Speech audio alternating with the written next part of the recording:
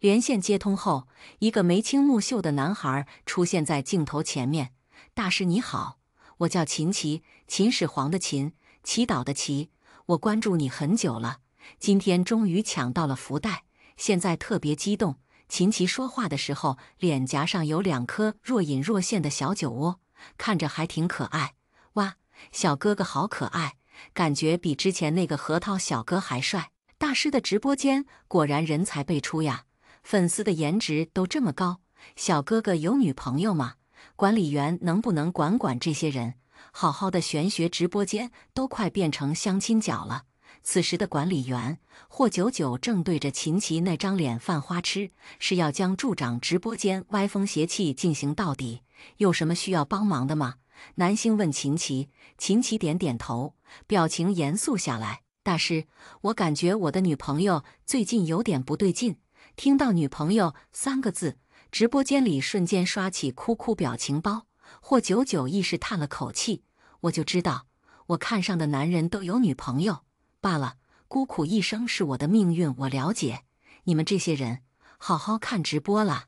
秦琪抿了抿唇，道：我和我女朋友是在漫展上认识的，她当时 cos 一个我很喜欢的角色，我对她算是一见钟情。她那个人怎么说呢？别看个子不高，但脾气不小。平时我做了什么让她不满意的事，她会立刻化身炸毛小猫，还会上嘴咬我。秦琪说着，伸出胳膊，露出上面若隐若现的齿痕。这里，这里，还有这里，都是她咬的。Excuse me， 怎么又撒上狗粮了？小哥哥，你要是咨询情感问题，可以去别的直播间哦。能不能听人家把话说完？万一后面的故事是他女朋友变成了一只猫呢？秦琪看到网友的猜测，无奈道：没有没有，我女朋友没有变成猫。我说她不对劲，是指她的性格发生了很大的转变。以前她从来不做饭，也很少做家务，我们1日3餐都是点外卖，家里太脏就叫保洁。但是从上个月开始，她忽然开始下厨了，还把家里收拾得井井有条，连我的内衣袜子都用手搓得干干净净。这些事放在以前，她是绝对不可能做的。这也不能说明什么吧？也许她就是忽然改变想法了呢。女孩子的心情是多变的，小哥哥，你是不是有点过于敏感了？所以你没有跟你女朋友聊过吗？问问她为什么变勤快了。聊过了，她也是这么说的，说她改变想法了，不想再做衣来伸手饭来张口的小公主了。那就是了吗？霍九九忍不住道：你女朋友为了你变贤惠，你应该高兴才对呀。但我总觉得事情没那么简单。秦琪皱了皱眉，就拿她的厨艺来说吧，我女朋友是那种完全不会做饭的人。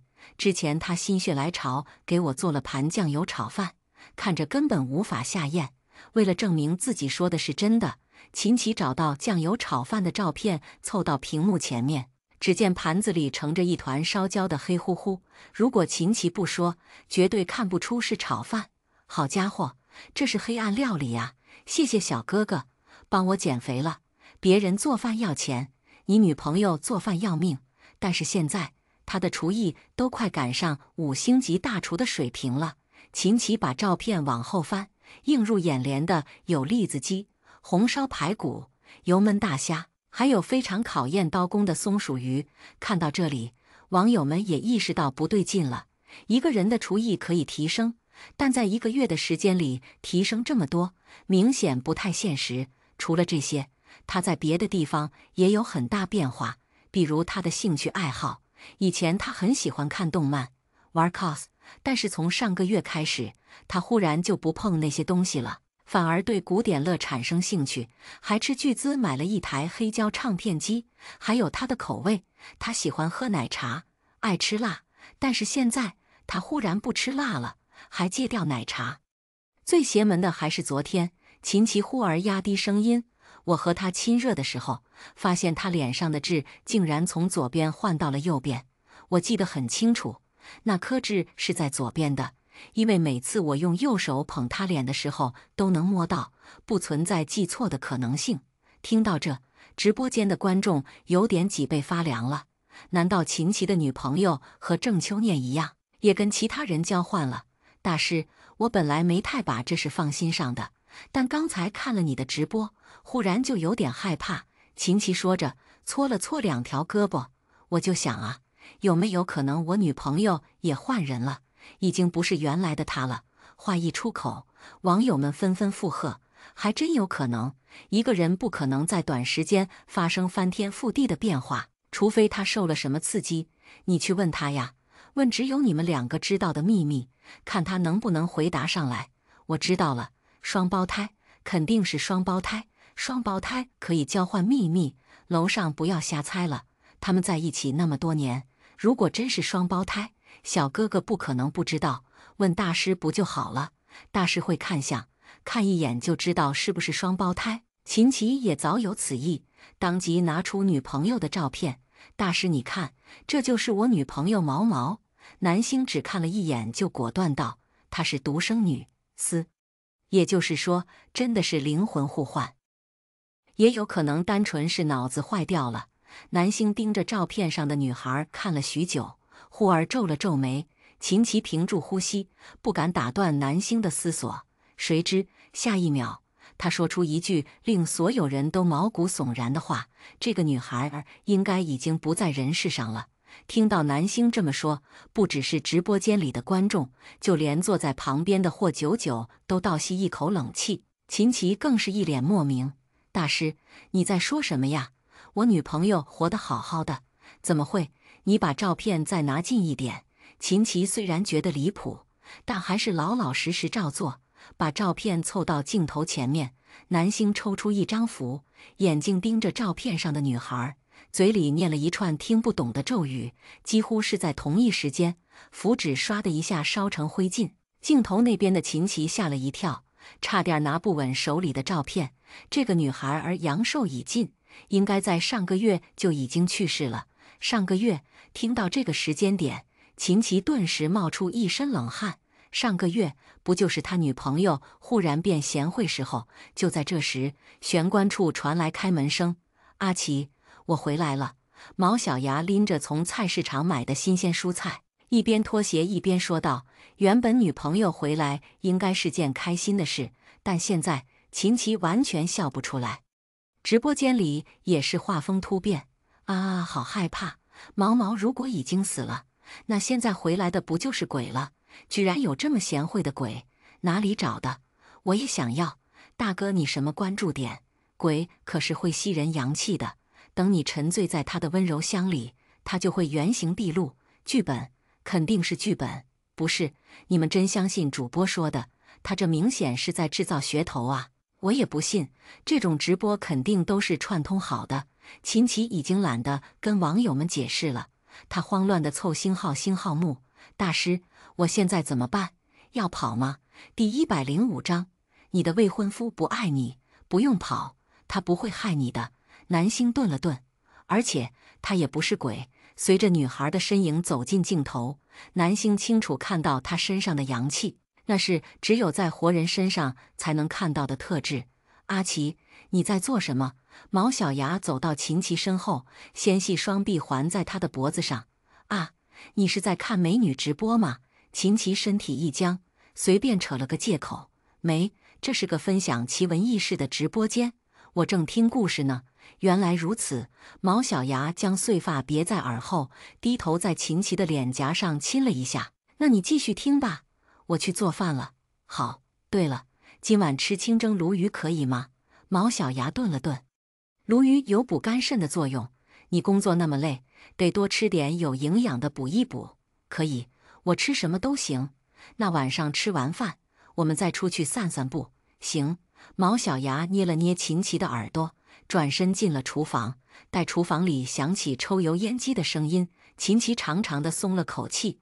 大师，到底是怎么回事？她既不是毛毛的双胞胎姐妹，又不是鬼，那她是什么？凭空冒出来的一个人吗？还有，我女朋友要是真死了，那她是被谁杀的？尸体又在哪儿呢？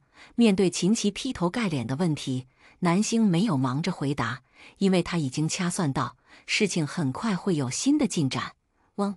忽然，秦琪的手机响了，来电显示是一串陌生号码，以为是推销电话，秦琪伸手就要挂断，南星叫住他：“别挂，接了这通电话你就知道女朋友在哪了。”秦琪一愣，赶紧接起来，顺便打开公放：“你好，请问是秦先生吗？”“是，这里是京市公安局，我们在临江下游发现一具女尸，经过 DNA 比对，确认是您的女朋友毛小芽。”秦琪闻言，两只手陡然握紧，喉咙里像是塞了一团棉花，一个字都说不出来。直到对面的人问他还在不在，才恍惚道：“你们查错了，我女朋友还活着，她还在给我做饭呢。”做饭？警察沉默2秒。秦先生，逝者已逝，我们理解您的痛苦，但毛小芽被害之前的最后一通电话是给您打的，希望您能配合警方调查。秦琪以为自己已经做好了万全的心理准备，但当警察真的打来电话，他的心里还是生出一股强烈的抗拒感。这股抗拒感让他宁愿相信厨房里正在给他做饭的才是真正的毛小芽。你们查错了，我女朋友没死，她刚刚回家，她正在给我做饭。秦琪机械性的重复。警察叹了口气：“那您现在在家吗？我们派车过去接您。”“我不在家，你们别过来。”秦琪说完，直接挂断电话。“小哥哥清醒一点，大师都说你女朋友已经死了，那现在做饭的就肯定不是你女朋友啊！小哥哥快跑吧，还是去警察那里安全一点。我就想知道那个冒充毛小芽的女人到底是谁，我赌1包辣条，那个女人肯定是极度毛毛的变态整容怪，把自己整成毛毛之后，再把毛毛杀掉，美滋滋成为小哥哥的女朋友。别说了，越说越吓人了。刚才叫嚣着是剧本的人呢，怎么警察叔叔一出来就不敢说话了？”秦琪坐在电脑前面，低着头，似乎还在消化刚才那通电话的内容。许久，他再次抬起头，看向镜头里的南星。刚才那通电话真的是警方打来的吗？不是网友的恶作剧？南星摇了摇头。秦琪顿时露出绝望的表情。原本他以为女朋友最多是像郑秋念一样被换了灵魂，但现实却是女朋友死了，身边还有个身份不明的冒牌货。秦琪，南星忽然开口：“如果你相信我，我现在给你一个地址，你到这个地址找我。至于那个冒充毛小芽的人，警察一会儿会带走他。”事情发展到这一步，秦琪也明白必须要面对现实，只得点头：“好，我相信你。”他关注了星辰不移这么长时间，看他帮网友们解决了那么多问题，骨子里对他的信任高于一切。眼下他已经告诉他破局的方法，他自然没有不听的道理。对了，南星提醒他：“你走的时候不要惊动厨房里的毛小芽，他其实已经发现你在怀疑他了。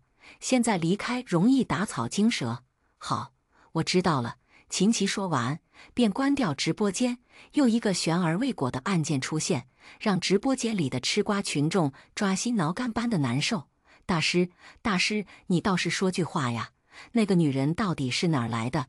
毛小芽是不是她杀的？”“我刚才联系了在公安局工作的朋友，他们确实是在临江下游发现了一具女尸。”说剧本的可以散了，刚才不是有人说那女人是整容怪吗？这个推测还是比较站得住脚的。小哥哥和他女朋友在一起3年，整得再像也会有破绽，除非他高度近视，不然我不接受这个可能性。有破绽啊，他说了，脸上的痣位置不一样。此时东方公寓606，毛小芽正在炒菜，忽然听到外面传来门铃声，他把灶台上的火压低，跑出去开门。来了来了！毛小芽把门打开，看到门外站着的警察，愣了1秒，紧接着就要关门。等等！警察抓住门叶，惊讶地打量毛小芽：“你是毛小芽什么人？”“我就是毛小芽。”毛小芽见门关不上了，索性坚定地看向警察。警察懵了，他是毛小芽，那被打捞上来的又是谁？两人对峙了片刻，毛小芽忍不住问：“警察同志，请问找我有什么事吗？”“我们不是找你。”“不对，现在也要找你了。他们本来是过来找秦琪的，但是现在面前这个和死者长得一模一样，还自称就是死者的人，显然更值得他们调查。那你们等一下，我去跟我男朋友说一声。别说了，你把他也叫出来，你们都需要去做笔录。毛小牙点点头，进了房间。1分钟过去，2分钟过去，5分钟过去，毛小牙还是没出来。警察等不及了，直接破门而入。只是卧室里空荡荡的，哪里还有毛小牙的影子？庄园这边，南星看着手机上秦琪发来的毛小牙的照片，表情严峻，若有所思。霍九九有点担心，他已经对着照片看了足足10分钟，直播间网友们的问号都快扣烂了，也没有要解释的意思。大师呢？大师去哪儿了？直播是结束了吗？小九，小九，现在是什么情况？还播不播了？霍九九挠了挠头，那个，大家别急，大师有点事。话音刚落，南星便放下手机，坐回到镜头前面。好了，直播继续。众网友，不是，他们提的问题还没回答呢，怎么就继续了？正这时，名字前面挂着皇冠的山金赚大钱发了条评论：你不打算回答一下大家的问题吗？因为是榜一大哥，山金赚大钱这几个字自带金闪闪特效，相当招摇。见榜一大哥发话了，其他人也跟着附和：是啊，大师，刚才的事还没解决呢，你不说清楚，我今晚都睡不好觉。求你了，主播，你就告诉我吧，主播，我给你跪下了，主播。这届网友好颠，有必要看一下脑子。大师不说，肯定是因为不能说呀。你们一个劲儿问，有意思吗？啊，山金大哥除外，不是不能说。南星蓦地开口，是我也不知道那个女人是谁，连大师都不知道是谁，那只能是外星人，或者是高维生物了。好家伙，火鸡与农场主是吧？南星扫一眼评论，道：现在可以确定的是，他是人不是鬼，但也不是照片上的毛小牙。至于他到底是从哪里来的，在我见到他本人之前，无法给出准确答案。至于你们问毛小牙是不是那个女人杀的，我认为这个问题应该交给警方来回答。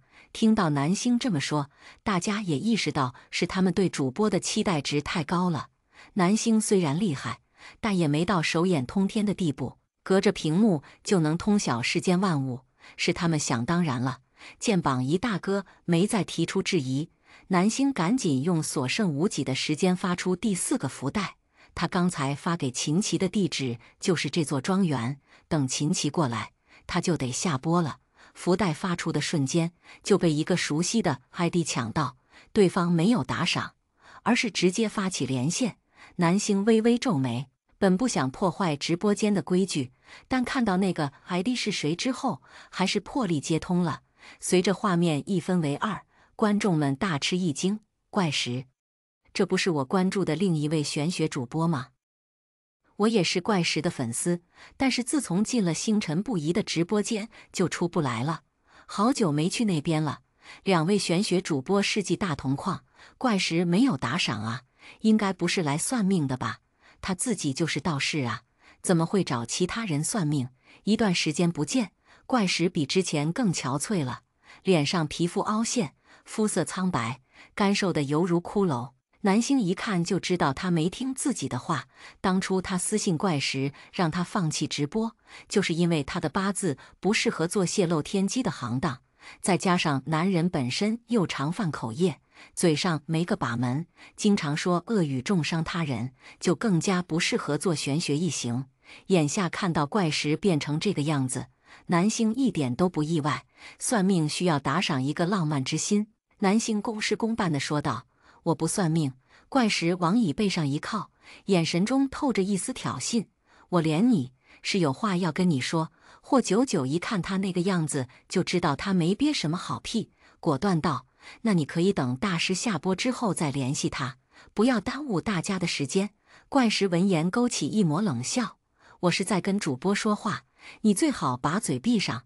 嘿，你这个人。南星给霍九九递了个眼神，示意他稍安勿躁，随后问怪石：你想跟我说什么？怪石等这一刻很久了，骷髅似的脸凑近屏幕。大家都是玄门中人，我也就不卖关子了。上次你私信我说我不适合直播，礼尚往来，我也送你一卦，不懂就问。这人是来蹭热度的吧？大师自己就会算命，需要他来算吗？这你就不懂了吧？算命的人不能经常给自己算命，会遭天谴。你们没听到吗？他说主播之前私信过他，感觉有内幕啊。好，你算吧。意料之外的，南星没有拒绝，他面色沉静，透过屏幕审视怪石的面相，忍不住掐算他还能蹦跶多长时间。怪石得逞地笑了笑，道：“听说你是京城某位大佬的未婚妻，我想着你们还没结婚，就帮你俩批了一下八字。你猜怎么着，小姑娘？你头顶一片青青草原啊！”话一出口，直播间里顿时炸开。啊啊啊！主播都订婚了，没错，主播订婚了，他的未婚夫是我。老粉都知道主播的真实身份，不用大惊小怪。所以，大师真的被绿了吗？听说大师的未婚夫是京城富家的三少爷，前段时间生了很重的病，差点挂了。都这样了，还有精力出轨？男人只要还有一口气在，就不可能管住第三条腿。你这人怎么乱说话？大师男朋友很好的，才不会给他戴绿帽呢。霍九九激情开麦，怪石一副懒得搭理他的表情，继续道：“他表面对你不错，其实都是装的，因为他的心里一直住着另一个女人。”南星闻言，表情变得有些玩味。坦诚来说，这个怪石确实有两把刷子，不像之前的方德宝一样是个彻头彻尾的假道士。他能算出傅青燕对他不是一心一意，但他却算不出，他根本不在乎。还有其他要说的吗？南星问。看到南星云淡风轻的反应，怪石表情一僵。我说你的未婚夫不爱你，你听不懂吗？第106章，他非常信任你。所以呢？怪石没想到南星这么沉得住气，他还以为自己当众戳破这件事会让南星恼羞成怒，卸下虚伪的面具，没想到竟然失算了。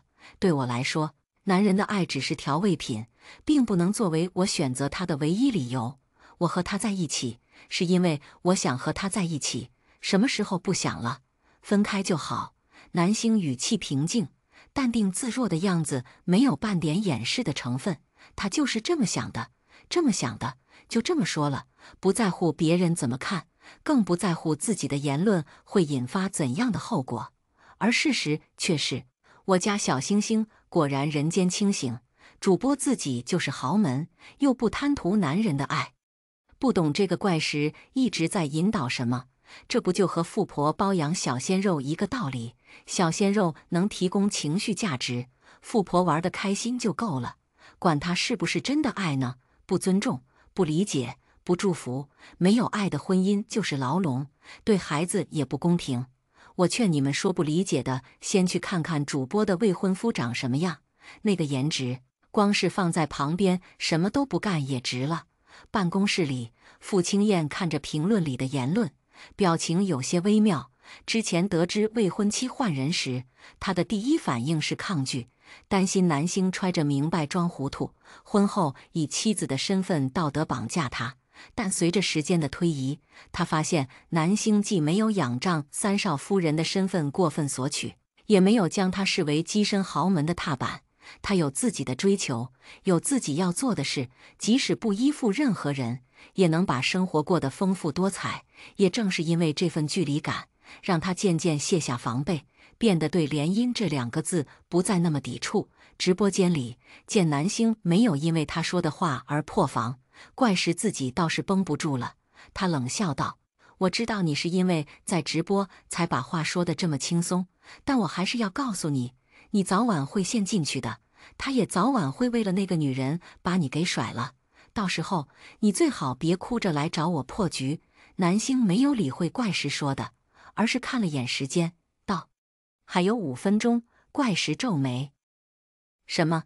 之前我发私信让你放弃直播，是因为看你也是玄门中人，发自真心想要帮你，但你不听我的劝告，还曲解我的意思，因为你一直持续不断地给人算命造口业，现在你的阳寿已经所剩无几，再过5分钟，时间到达半点整，你就会因脑血栓而被送进医院。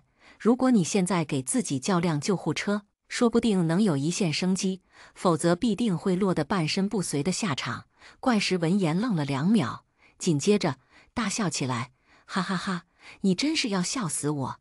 脑血栓，半身不遂，你当我是你直播间的粉丝，那么好骗？南星没说话，就那么静静地看着怪石，等待他做出选择。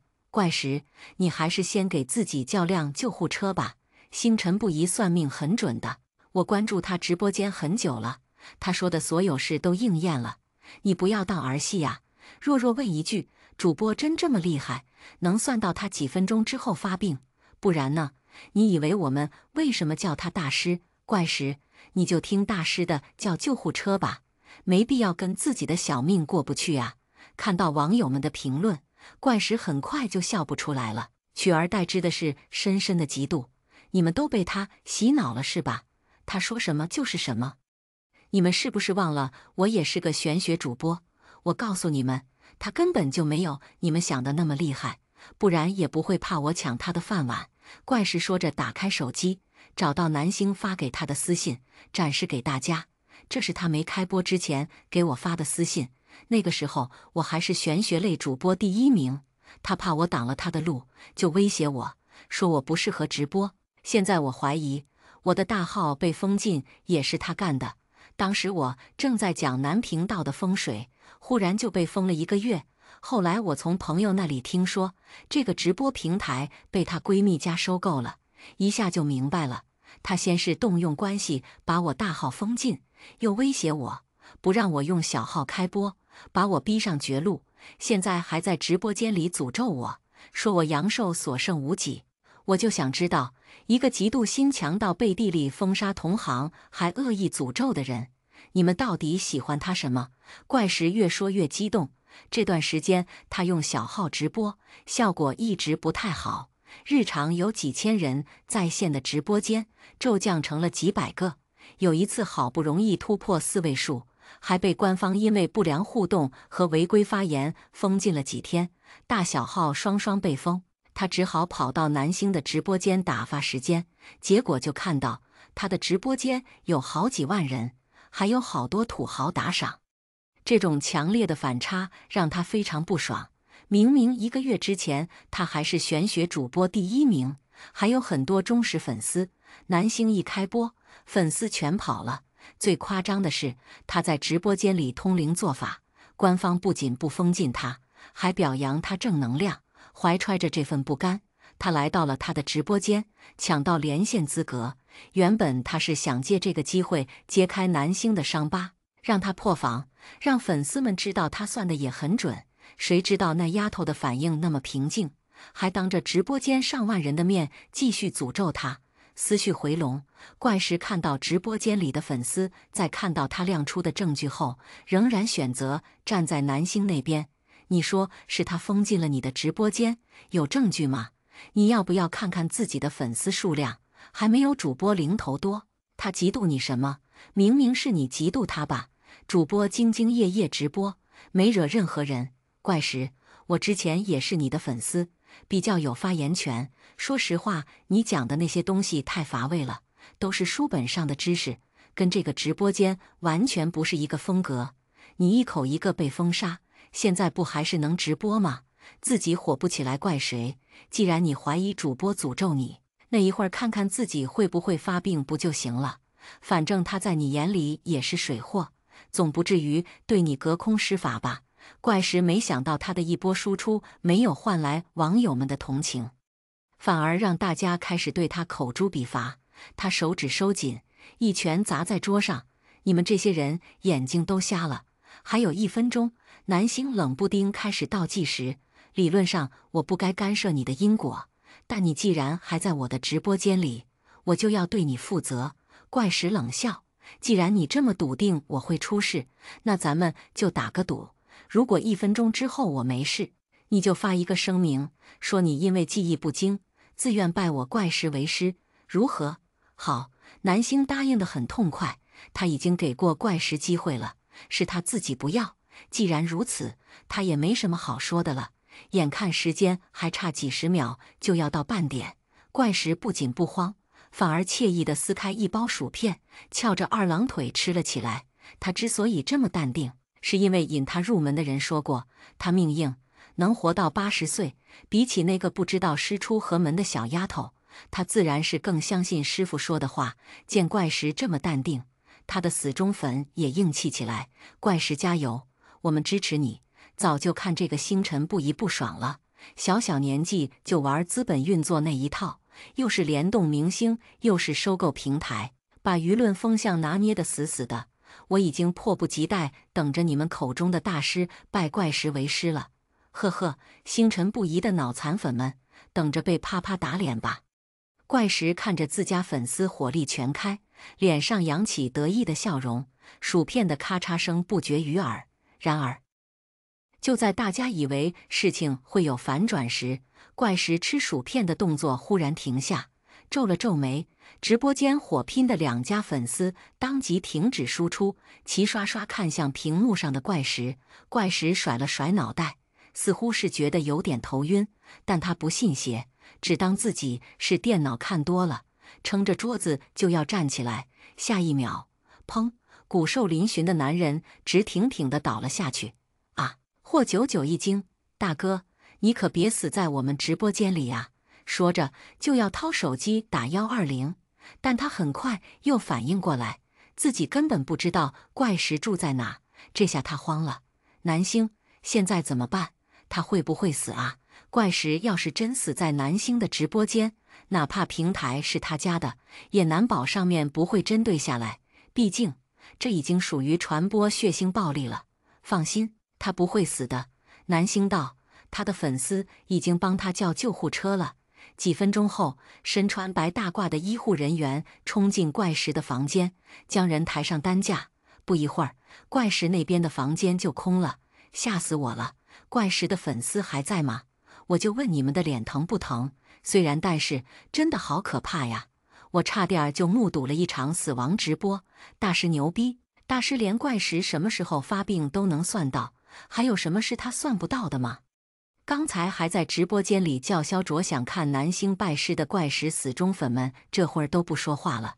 有些人干脆退出直播间，去关注怪石的最新进展。而南星这边，红罗再次敲响房门，说秦琪已经到了。原本想再算一卦的南星，因为怪石的出现，损失了第4次的机会，只得遗憾道：“今天的直播就到这里了。我刚才听到了秦琪的名字。大师，小哥哥是去找你了吗？能不能不下播呀？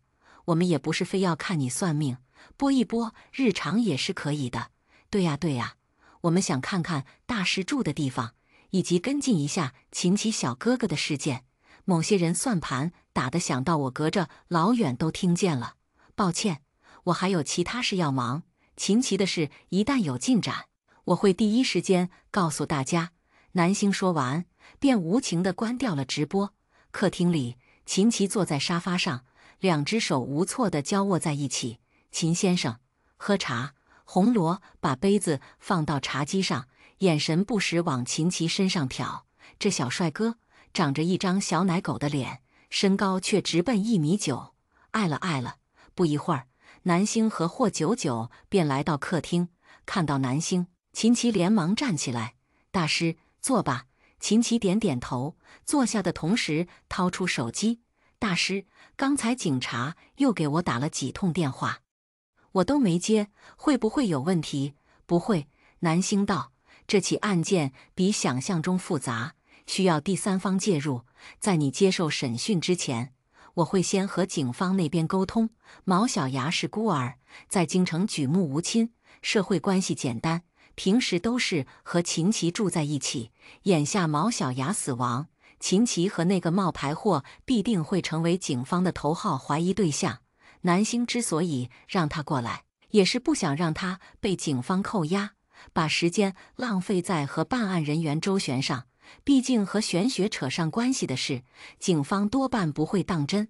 若是按流程处理，秦琪很有可能沦为替罪羊。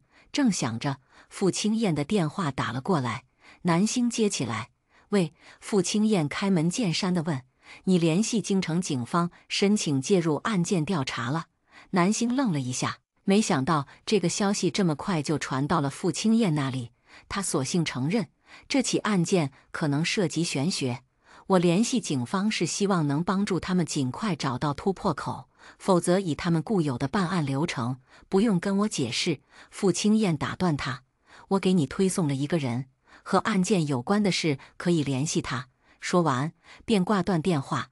南星打开微信，看到傅青燕发来一张电子名片，上面赫然写着京城公安局刑侦大队队长吕光。南星有些意外，他还以为傅青燕打电话过来是想警告他不要插手警方办案，没想到是帮他引荐送上门的便捷，自然没有不用的道理。南星添加吕光为好友，礼貌向对方问好。吕光很快回了一条语音过来：“南小姐你好，我是刑侦队队长吕光，关于毛小牙的案子，傅三少已经跟我知会过了。接下来有任何问题，您都可以直接跟我联系。”因为是外放，这条语音在场的几个人都听见了。霍九九一脸八卦地问：“傅三少这是给你牵线搭桥了呀？”南星点点头，没想到他还挺通情达理。何止是通情达理？霍九九睁大双眼：“那可是吕光，我听说他破获过不少大案要案，傅三少把他引荐给你，明摆着是对你非常信任，是这样吗？”南星微微挑眉，眼底闪过一丝茫然，显然是没往霍九九说的方向思考过。第107章，石山，你啊你，还说傅三少对你没感情，我怎么感觉他挺喜欢你的呢？霍九九小声嘀咕，嘴角勾起一抹邪笑。南星抿唇不语，在他看来，傅青燕给他介绍警方的人，无非是怕他单独行动捅出什么篓子。也不知道霍九九为什么会有那么奇怪的想法。思及此，南星也回了条语音过去：“那就麻烦吕队了。”吕光：“不麻烦，这是我的分内事。”南星没再回复，他看一眼窗外的天色，又看向秦琪。警方那边已经在核实情况了，案子侦破之前，你可以先住在这里。秦琪微怔：“住这里？这座庄园很大，你随便住哪个房间都行。”南星说这话时，莫名有种土豪的既视感。这起案件需要借助玄学力量，在你接受调查的过程中，我会全程陪同。听到南星这么说，秦琪的心瞬间放下。太好了，有大师在我就放心了。刚才在来的路上，他差不多已经冷静下来了，也接受了女友已经去世的事实。毕竟毛小牙的前后转变，他是最清楚的。再加上警方那边已经给尸体验了 DNA， 他就算再不希望这件事是真的，也没法再欺骗自己。确认了这一点，家里的女人到底是谁，就成了他最想知道的问题。一个和女友长得一模一样的女人忽然出现，杀掉女友，然后和他如胶似漆，就算没有害他的意思，也让人觉得毛骨悚然。安顿完秦琪，南星见太阳差不多要落山了，便叫上三姐妹前往白竹山。他必须弄清楚那口井里到底藏着什么，如果能找到幕后黑手的线索，更是再好不过。南星，我也想去，带我去吗？庄园门口，霍九九缠着南星拼命撒娇。不行。南星把将霍九九的手从胳膊上拽下去。白竹山阴气太重，你去会有危险。不是有你在吗？你可以保护我呀。那也不行。霍九九沮丧地垂下肩膀。他喜欢探险，越危险的地方越喜欢，可偏偏南星不带他玩。你现在开了天眼，本就有一魄在阴间，平时我让你跟着我四处走动，已经是对你的放纵。南星表情严肃。如果你一定要去，那我就关掉你的天眼，之后也不再给你开了。听到南星要关他的天眼，霍九九连忙捂住眼睛。别，我错了，我不去了还不行吗？他开天眼就是为了能看见妈妈，要是天眼没了，不就本末倒置了？乖乖在家等我回来。南星像哄小孩子似的摸了摸霍九九的脑袋，霍九九的脸刷得红了。南星到庄园外面叫了辆车，他坐前面，3姐妹坐后面。司机第一次在这么多美女，眼睛都亮了。他好奇地打量4人：“你们几个是演员吗？”“不是。”红罗道，“我们是去白竹山拍照的。”“拍照？”司机一愣，“我听说白竹山阴气很重，上面还有一座寺庙，年久失修，经常有鬼影出没。那正好，我们就是去那里拍恐怖照片的。”红罗妖也一笑。司机透过后视镜看到红罗的笑容，莫名觉得有点诡异，心脏蓦地漏跳一拍，赶紧收回目光，不敢说话了。许久，车子停在山脚下，一下车，月桂便忍不住吐槽：“红罗姐，你又随便释放妖气了。庄主不是说了吗？出门在外要隐藏好自己的身份。”红罗闻言翻了个白眼：“你没看到那个司机的眼神吗？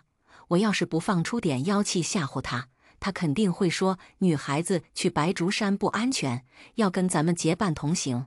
那些男人心里想什么，他再清楚不过，一个细微的眼神都逃不过他的眼睛。”夜幕低垂时，4人来到后山的枯井旁，南星抽出一张符纸，掐诀念咒，符纸飞向井口，接触到藤蔓的瞬间，迅速燃烧起来。不消片刻，覆盖在井口的藤蔓便随着符纸一起消失不见。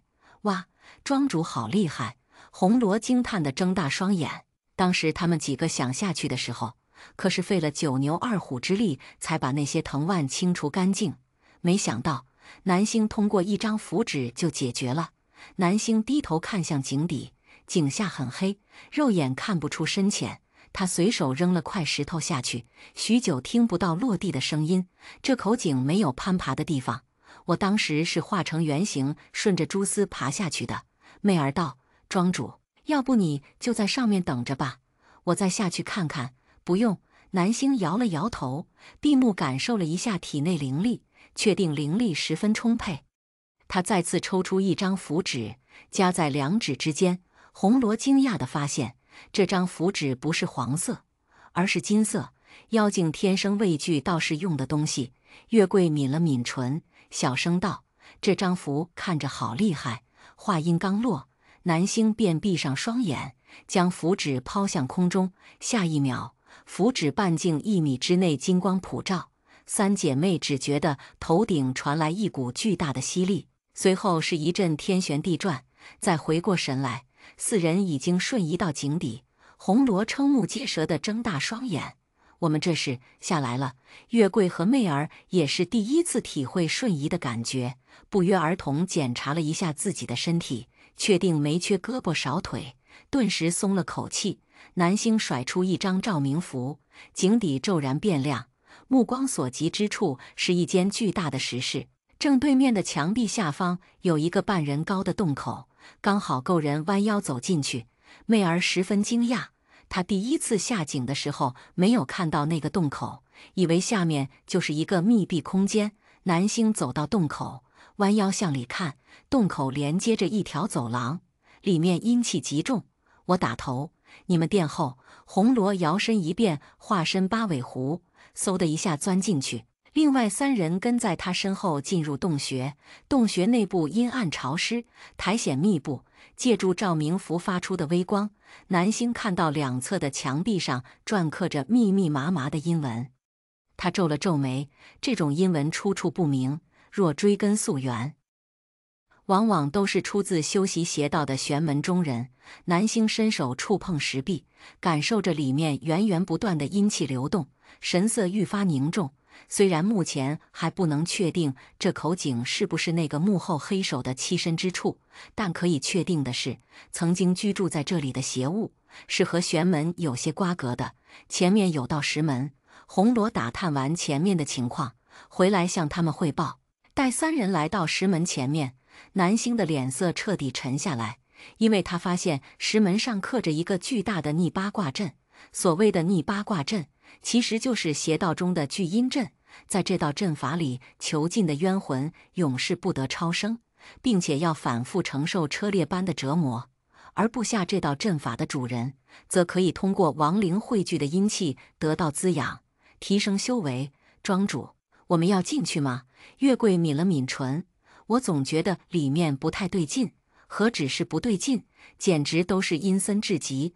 红罗重新化作人形，住在这里的家伙绝对不是普通的厉鬼。之前白竹山上的植物被毁，估计就是他忘了关这道阴门，让阴气泄露出去了。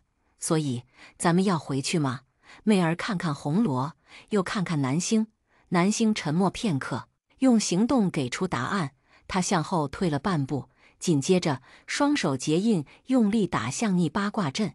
随着石门上的阵法金光乍现，四人脚下的地面忽然开始剧烈震颤。三姐妹顿时抱作一团。南星站在三人前面，单手附在阵眼处。忽而一阵阴风吹过，衣袂瞬间翻飞起舞，轰隆隆，石门从中间一分为二，缓缓打开，一股浓烈的阴气扑面而来。南星抬手挡了下裹挟着阴气的冷风，向里面看去。虽然已经做好心理准备，但看到眼前的场景时，还是被震撼到了。只见石门后面堆放着上百具尸骨，有人的，也有动物的。尸骨层层叠叠落成小山，每具尸骨上面都贴着一张阴符。忽然，一颗人类头骨从小山的顶部滚下来，咕噜噜地停在南星脚边。南星，红罗刚要将骷髅头踢远，就见南星弯腰捡起来，凑到眼前。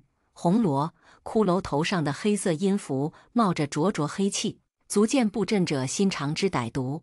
南星使两指并拢，从中提取出一缕煞气，随后将沾染着幕后黑手身上煞气的定身符拿出来进行对比，果然一模一样。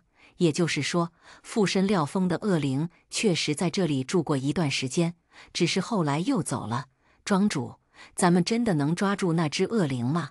看着堆成小山的尸骨，月桂忽然就没什么信心了。这具阴阵像是道士布下的，那只恶灵之所以这么嚣张，肯定是有高人在背后指点。我怕咱们几个人不是他们的对手。他们这些妖说到底和真正的恶灵还是差着一个阶层，万一没抓住恶灵，还把自己搭进去，就太得不偿失了。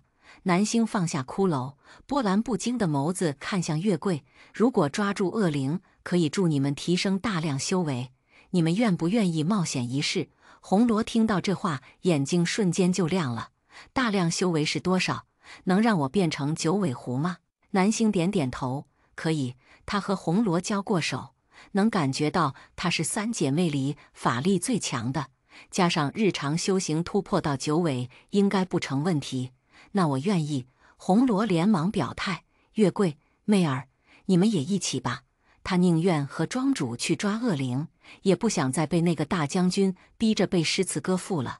可是月桂欲言又止，他没有红罗那么远大的抱负，也不想当什么兔仙。最重要的是，他灵力浅薄，似乎帮上什么忙。红罗看出月桂的犹豫，拉着她的手问：“妹妹，你不想找你的主人了吗？”月桂眸光一闪：“等你成为兔仙，就可以跻身仙界，到时候找你主人也方便些。”红罗一番说辞，成功让月桂开始动摇。最后，两姐妹也都答应加入了。所以庄主，我们去哪儿找恶灵呢？红罗跃跃欲试，显然已经迫不及待。南星想了想，道：“白竹山阴气太重，各种气息鱼龙混杂，被污染的煞气无法用符纸追随，所以必须先找到布下聚阴阵的人，再通过那个人顺藤摸瓜追查恶灵的下落。修习邪道的人毕竟属于玄门一派，倘若他实在找不到那个人，还可以回仙云观请师傅帮忙。确定了下一步的计划，南星心里基本就有底了。他再次看向眼前的尸骨小山，这些冤魂被囚禁在这里，不仅无法转世投胎，还要承受无尽的折磨，倒不如魂飞魄散来得痛快。想着，南星挥出一张符纸打过去，符纸接触到尸骨小山的瞬间，数百张阴符颤抖起来，挣扎片刻后，乍然化成粉末。解开封印的冤魂们从尸山中接二连三飞出，不消片刻便充满整个洞穴。三姐妹惊呆了，他们平时都是和这山上的精怪为伴，却不知这口井下面竟然困着这么多冤魂，男女老少，应有尽有，还有很多小动物。奶奶，我身上好像不疼了，不疼就好，不疼就好。老公，我们是不是得救了？是啊，老婆，咱们终于得救了，可以转世投胎了。看着冤魂们各自找到自己的亲人，劫后余生的相拥而泣，南星心中有些酸涩。他不忍心告诉这些人，阵法已成，他们根本不可能转世投胎。很快，冤魂们就注意到南星的存在。姑娘，是你救了我们吗？我们已经被困在这里很久了，每天浑浑噩噩，承受着无尽的痛苦，如今终于解脱了。姑娘，谢谢你，你会有好报的。汪汪汪，汪汪汪！看着冤魂们对他露出感激的表情，南星喉头发紧，沉默片刻，到底还是道出实情。我只是烧掉了你们尸骨上的阴符，为你们换来一刻钟的自由。时间一到，你们便会魂飞魄散，永不入轮回。南星说完，冤魂们皆是一怔，方才还嘈杂不已的洞穴，蓦然陷入一片死寂。第108章是结束，也是解脱。月桂皱了皱眉，心中酸涩难忍。他能感觉到这些冤魂们的魂体纯净，并没有做过什么伤天害理的事，只是被幽禁太久，才会生出滔天怨气。庄主，你有办法救救他们吗？南星摇了摇头，这道阵法形成多年，他们的魂魄被分裂重组了不知道多少遍，早已失去聚力，一旦离开这里，便会随风而逝。听到南星这么说，冤魂们脸上的喜悦渐渐散去，洞穴中响起此起彼伏的哭声。爸爸，魂飞魄散是什么意思？人群中，一个小女孩天真地问旁边的男人。魂飞魄散的意思就是我们不能转世投胎了。小女孩茫然地眨眨眼，那我们会去哪儿呢？哪儿也不去。男人摸了摸小女孩的头发，满眼哀愁。我们会变成风，变成雨，变成这世间的万事万物，只是不再有自己的名字了。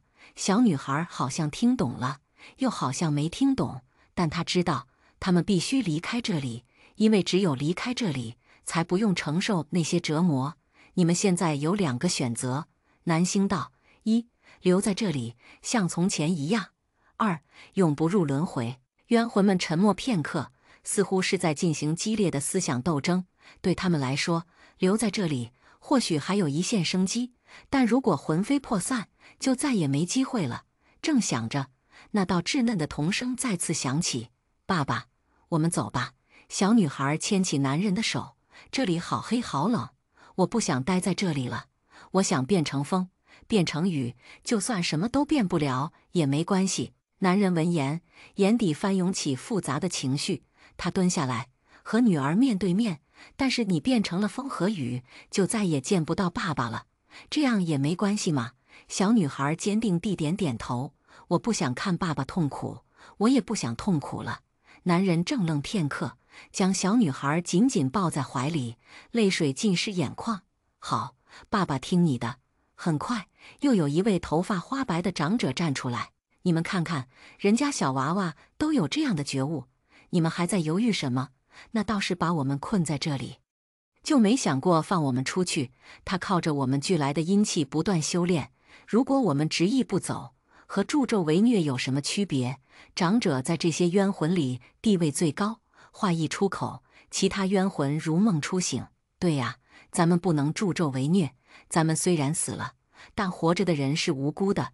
只要这个聚阴阵存在一天，那道士就有可能回来吸收阴气，提升修为。我不想再当行尸走肉了，如果能化作春风细雨，何尝不是一种解脱呢？我要走，就算魂飞魄散也无所谓，我也要走。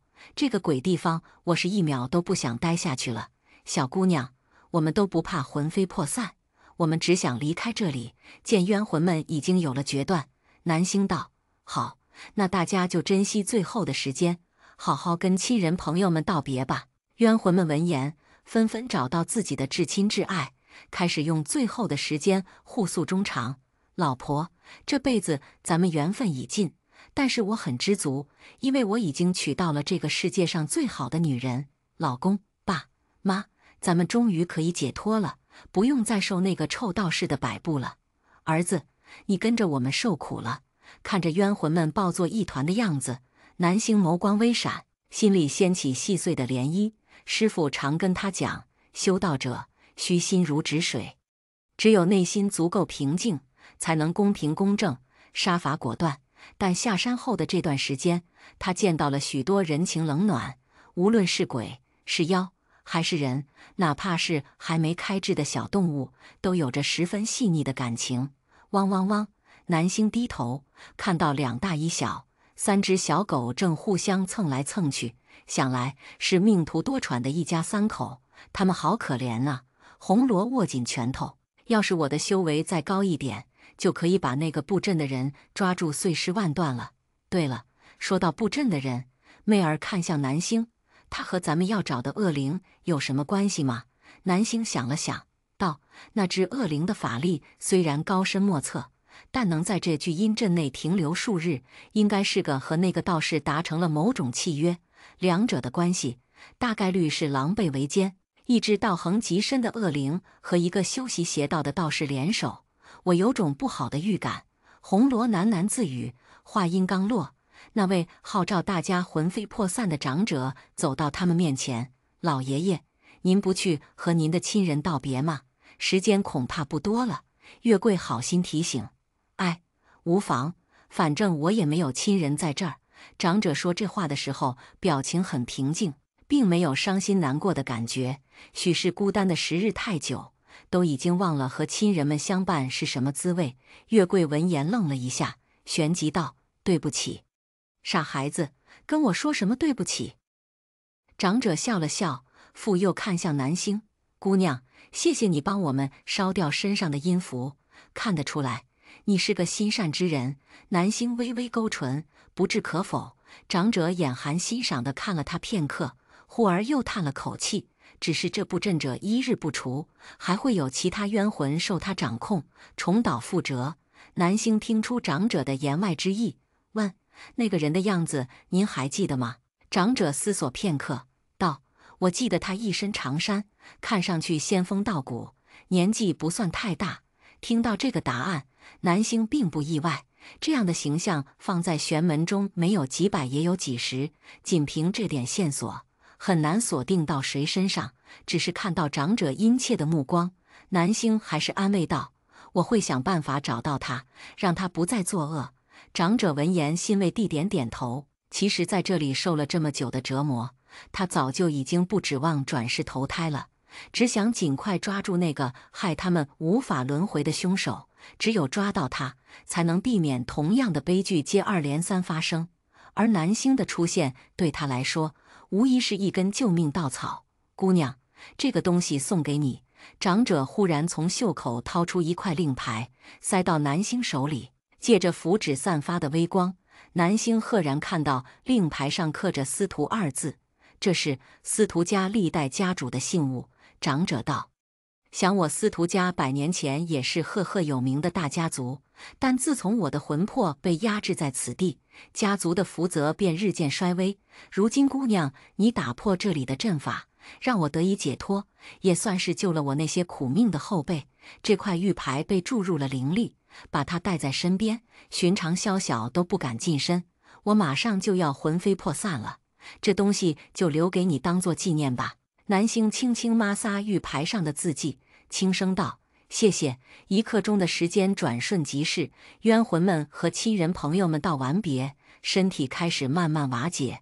南星朝堆砌的尸山拜了拜，将长者送给他的玉牌仔细收进布包，便准备离开。庄主红罗跟在他身后，有些意外南星的情绪竟如此稳定。他以为人类是最多愁善感的生物了，怎么这些可怜的冤魂都魂飞魄散了，南星都不难过呢？你是想问我为什么不难受吗？魂飞魄散对他们来说是结束，也是解脱。南星顿了顿，何况世间万物本就有走向终局的那一天。听着南星高深莫测的发言，红罗挠了挠头，莫名觉得自己这几千年算是白修炼了。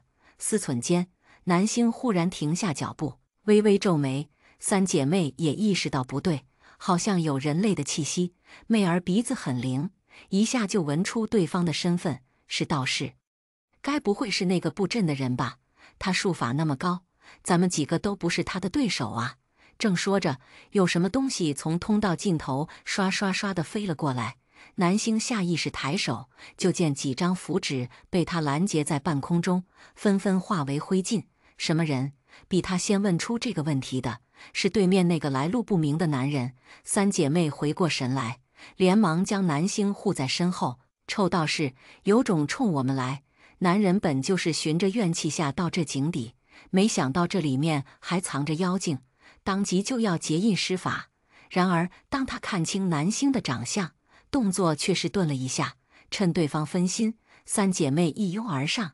臭道士，你把那么多冤魂囚禁在这里，良心真是被狗吃了。错了，他根本就没有良心。混蛋，等着吃姐姐的蛛丝吧！顷刻间，媚儿的蛛丝便缠绕住男人的身体，将他悬挂在半空中。媚儿一怔，他还以为对方是什么法力高深的道士呢。就这，南星信步上前，抬头看向男人的脸。下一秒，他挥出一张符纸，将蛛丝烧毁。男人砰的一声落回到地上。庄主，媚儿一惊，你怎么把他给放了？红罗和月桂也纷纷表示抗议。你就这么把他放了，对得起那些枉死的冤魂吗？你的同情心不用在这种地方啊！南星摇了摇头，不是他。什么？布阵的人不是他？男人也早看出南星的身份，起身后拍了拍道袍上的灰尘，道：病尘的小徒弟又见面了。南星微微颔首，叫我南星就好。三姐妹这才反应过来，南星和这个男人是认识的。庄主，他是谁呀？在下白云观若虚。男人微微拱手，真没想到能在这里见到你。他们上次见面还是在城北的玉石市场，当时南星在他那儿买了块独山玉，他记得很清楚。南星自然也记得，不过他现在更在意的是男人来这里做什么。若虚显然也看出南星眼底的疑问，主动道：我路过此处，感觉井下有异，就下来看看。刚刚看到你们，以为是作恶的邪祟，险些失手。媚儿闻言翻了个白眼，小声嘀咕：什么险些失手？分明就是法力低微。媚儿，不要无礼！南星打断媚儿的碎碎念。若虚道长并没有起杀心，否则以他的实力是不会留你们活口的。方才若虚那几张符纸飞过来，消耗掉他大半的灵力，也由此可见，男人在玉石市场装成小商贩卖石头，不过是扮猪吃虎的假象罢了。听到南星这么说，媚儿愣了一下，随后便感到心有余悸。她抿了抿唇，快速地说了声对不起。若虚并不在意，毕竟他一向不觉得被人高看是什么好事。南星将他在洞穴中看到的东西如实告知若虚，也告诉他自己已经打破阵法，让那些灵魂得到了解脱。听到这里，若虚皱了皱眉。末法时代灵力低微，能娴熟使用聚阴阵的人并不多，想来想去，也只有他了。南星敏锐捕捉到那个他字，忙问：若虚道长是有怀疑的对象了？若虚没有迟疑，直接报上对方名讳：太和宫玄天。玄天听到这个名字，南星眼底闪过一抹异色。他记得郑秋念在直播中喊了一个人的名字，正是玄天。也就是说，玄天在10年前就已经接触邪道了。他现在还在太和宫吗？早就不在了。若虚道：多年前他因为偷袭邪道被逐出玄门，之后便一直逍遥法外，杳无音信。那我们还能找到他吗？红罗迫不及待地问。他现在已经完全带入庄主小跟班的角色了，毕竟只有抓住玄天，在顺藤摸瓜找到那只恶灵，他的修为才能突飞猛进，成为人人艳羡的至尊九尾狐。若虚摇了摇头，他藏得很好，这么多年都没人发现他的踪迹，要不是今天偶然路过这里，我都不确定他还活着。听了若虚的话，红罗心死了。但南星却还保留着乐观的心态，既然还活着，总会留下痕迹，若需不置可否。稍后我会在这里布下一道阵法，玄天若是回到此地，至少能困他几个时辰。几人说干就干，等若需不完阵，南星想起还有件事没处理，他还得去找地藏仙，看看能不能把思妍的命要回来。第109章，脑海中闪过阴暗的想法。自从得知司浩为了抽一个游戏里的虚拟宠物，献祭了亲姐姐20年的寿命，红罗就对他失去全部好感。再加上他从温将军那里听说了南星和思妍之间的八卦，更是对那对姐弟嗤之以鼻。思妍对你又不好，你何苦为了他去求地藏仙呢？南星淡淡道：“我不是为他，是为我自己。要是为你自己，就更应该让他早点嗝屁。”红罗义愤填膺，她自己不想当寡妇，就逼你嫁过去，这种伥鬼姐妹留在身边就是祸害。南星闻言看向红罗，这事也是温将军告诉你的？是啊。红罗不甚在意，温将军说他之前破了你的阵，每天出去闲逛，在外面听到不少关于你的八卦。南星，看来他真的有必要再加固一下庄园的结界了。几人说着，便来到山顶废弃的寺庙。若需自觉留步，我去附近转转，有事叫我。我们也在外面等你。三姐妹道。过了许久，南星从寺庙出来，红罗赶紧凑上去：“怎么样，见到地藏仙了吗？他在这庙里这么久，从没见过仙家真容。要不是怕耽误南星谈判，他们也想进去凑凑热闹。见到了，然后呢？他怎么说？”见三姐妹实在好奇，南星便将他和地藏仙商量的结果告诉他们。他还了思妍10年寿命，同时要走了司浩10年寿命。啊！听到这个结果，红罗有点失落，他还以为仙家说一不二，不会还思妍寿命呢。不过值得庆幸的是，司浩也付出了代价。那对姐弟是一个妈生的，心眼一样坏，让他们平等的受到惩罚也不错。南星不置可否。解决完思妍的事，几人准备打道回府。临行前，南星和若虚交换了联系方式。男人略显笨拙地添加了他的微信，道：“我平时不怎么用微信，有事还是打电话吧。”好的，若虚道长，拜别若虚。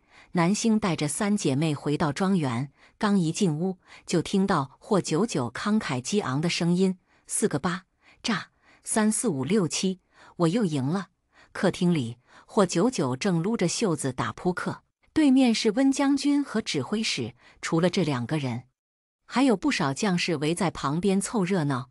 霍九九赢了牌，十分开心，正乐不可支时，看到南星回来，连忙起身：“回来了。”南星点点头，向温乐荣行礼。温乐荣摆摆手，表示不用这么客气。霍九九将扑克牌收拢起来，迫不及待问：“你们怎么样？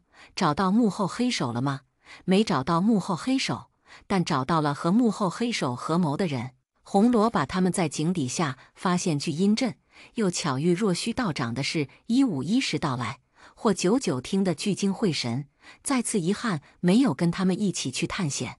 那个什么聚阴阵，听着是有点吓人，但他开了天眼，要是真去到那里，肯定能看到其他人这辈子都看不到的景象。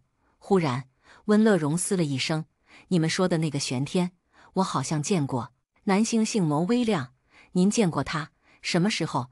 温乐荣想了想，道：“10年前，我在象牙山看到一个道士用2个凡人魂魄做法，当时有人过来制止，还喊了他的名字，就叫玄天。2个凡人魂魄，想必就是郑秋念和柯怡。”南星又问：“那个制止他的人长什么样？您还记得吗？那天天色很暗，我只记得对方穿着一身玄衣，玄天好像叫他病尘。”南星一怔，以为自己听错了。随后他便想起10年前的某个夜晚，他的师父病尘确实是身负重伤回到的仙云观，当时他还只是个没长大的孩子。看到师父呕出一口又一口的鲜血，吓得心惊肉跳，以为自己又要变成孤儿了。好在师父道法高超，闭关修炼了一段时间，便恢复如常。只是自那之后，他就再没下过山，对外界的新鲜事也不再过问。或久久从他的表情中发现端倪。南星，你认识那个叫病尘的人？南星点头，他是我师父。话落，空气凝固了几秒，似乎都没想到会有这妖巧的事。等到霍九九回过神来，忙问：既然你师父认识玄天，那他会不会知道玄天在哪？南星眸色微沉，应该不知道。且不提师父不问世事，就算他知道玄天在哪，大抵也不会痛痛快快告诉他。毕竟在下山之前，师父就跟他说过，为师只负责传道授业，其他不在我的管辖范围之内。倘若跟你气运相连的那孩子死了，那为师也只能给你备一口上等的棺材。从那时，南星就知道师父是不打算管他了。只因人各有命，他命里的福和祸，只能他自己解。见事情再次陷入僵局，霍九九索性也不再追问，催促南星早点休息。你的粉丝们都在等着你破毛小牙的案子呢。刚才我登了一下账号，私信都爆满了。作为南星的小助理，霍九九现在也负责处理他账号的私信，回答一些日常问题。显然，粉丝们都对那个悬而未果的案子十分好奇。吕光明天就会过来。南星道，言外之意，让粉丝们稍安勿躁。回到房间，南星给司长林打了通电话，告诉了他和地藏仙沟通的结果。得知那20年的寿命被司言和司浩一分为二，司长林的心里五味杂陈。这次的篓子说到底是司浩捅的，让他付出代价也是应该的。但司言就很无辜了，从头到尾他都没去过白竹山，更没拜过什么地藏仙，现在白白送出去10年的寿命，搁谁都受不了。但是再受不了也没办法。南星前后上了2次山，已经仁至义尽。司言从少活20年变成少活10年，也算是最好的结果。只是姐弟俩的关系是不可能回到从前了。司长林挂了电话，把结果告诉苏福雅。和想象中一样，司言听到这个消息就崩溃了，在房间里疯狂砸东西，还说要杀了司浩。司浩自知理亏，不敢火上浇油，只能躲在自己的房间里当缩头乌龟。都怪司浩，要不是他玩游戏上瘾，去那座破庙里乱拜，我也不会少活10年。都怪他。看着司言发疯的样子，苏福雅既心疼又无奈。说到底，2个孩子是他生的，手心手背都是肉，站谁心里都不舒服。苏福雅将那些东西一样样捡起来，由着司言发泄。等他的心情稍微平复一点，才开口问：好点了吗？司言疼得坐起来，红着眼睛道：好，怎么可能好？谁少了10年寿命还能像没事人一样？苏福雅被司长林数落教子无方，正烦得厉害。司言这么一吼，忍不住问：那你想怎么办？再去求南星找地藏仙，你觉得他会同意吗？司言被问住了，嘴唇动了动，还没来得及说话，就听苏福雅继续道：这次的事确实是浩浩不对，但你就没有一点错吗？浩浩是你弟弟，但你是怎么当姐姐的？平时没事的时候你不搭理他，有事又把他当工具人，之前还唆使他去偷明阳的玉佩，想让他替你背黑锅。我让司浩替我背黑锅。司言指着自己的鼻子，手指气到发抖。我让他去偷玉佩，难道不是为了陷害南星吗？后来是谁当场把我卖出去了？那你自己怎么不去偷？苏福雅脱口而出，说完又有点后悔。平时他都是偏袒司言多一些，毕竟司浩有老夫人宠着，又没心没肺，他不想让司言觉得自己吃亏了，便尽可能站在他那边，让天秤别太倾斜。但这也间接养成了司言的大小姐脾气。司言闻言愣了几秒，不可思议地看向苏福雅。有那么一瞬间，他感觉面前的女人变得很陌生。蓦地，他想到什么，眼神中闪过一丝冰冷。我知道了。苏福雅不明所以。你知道什么了？我知道你和奶奶一样，都更喜欢司浩。平时哄着我也是希望我对司浩好点。对你们来说，思浩才是思家未来的继承人，对吗？我没有。苏福雅矢口否认。你和浩浩都是我的孩子，我不会偏袒任何一个人。骗子！思妍冷笑。如果你没有偏袒他，为什么在他犯错之后不去教训他，反而跑过来埋怨我这个受害者？你有没有想过，在他提出要献祭我20年寿命的时候，我在他眼里又是什么呢？他真的把我当成他姐姐了吗？思妍说这番话的时候，语气很平静，和方才歇斯底里的样子相比，反倒更让人心疼。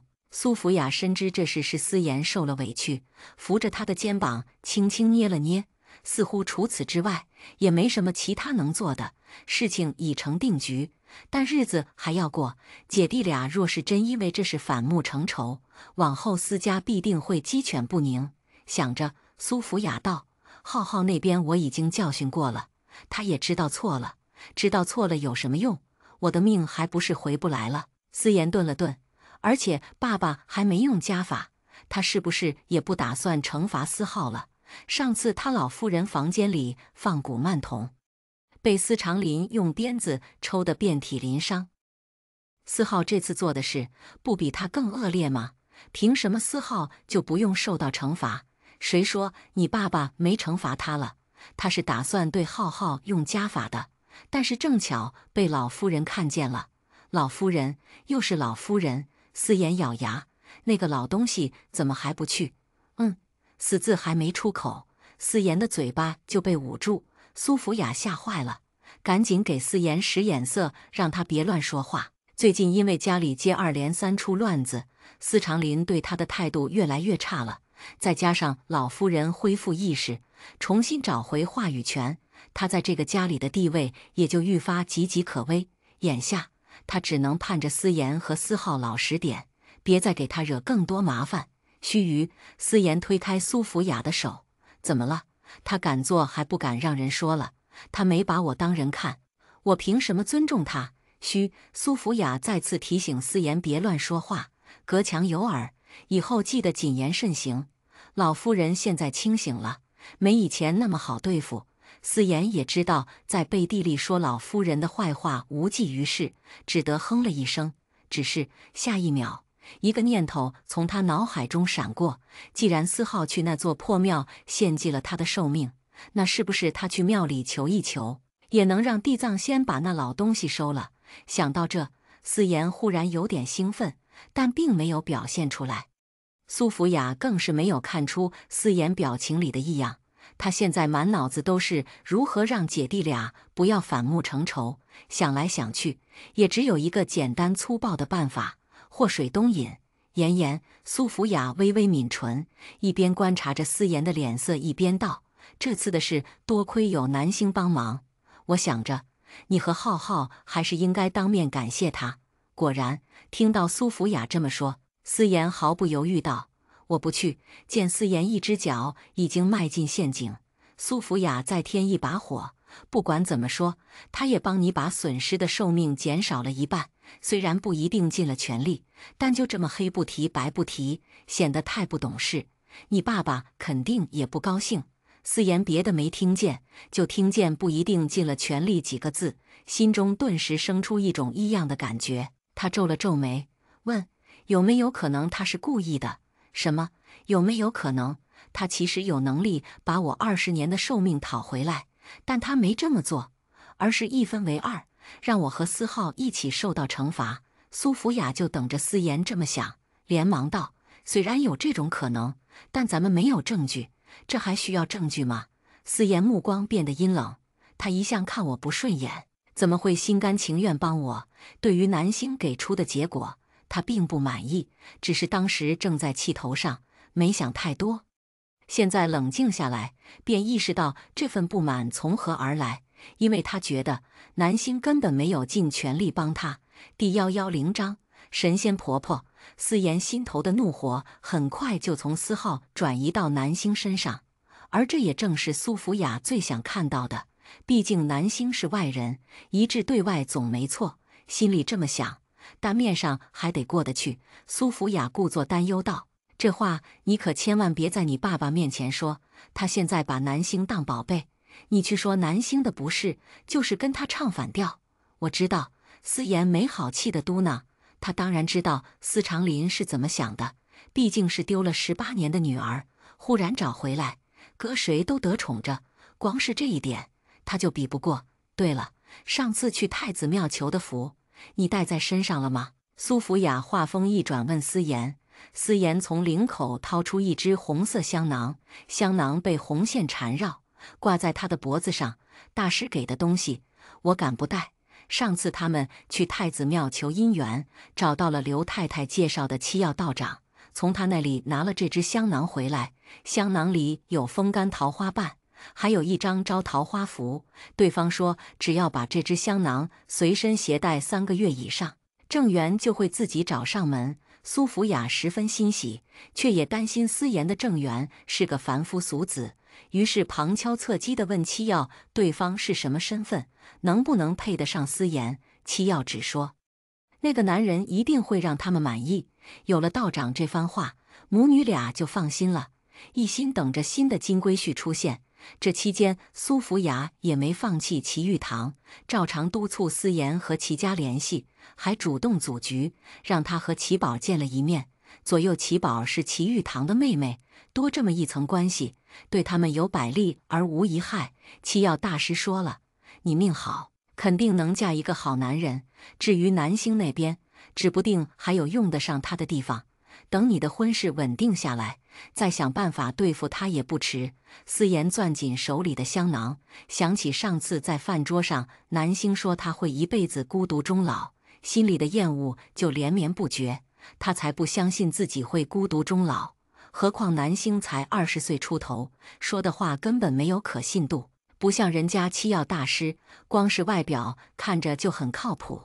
等思妍消停下来，苏福雅一个人回到房间，看着床头一家4口的相框，苏福雅眼底闪过一丝寒光。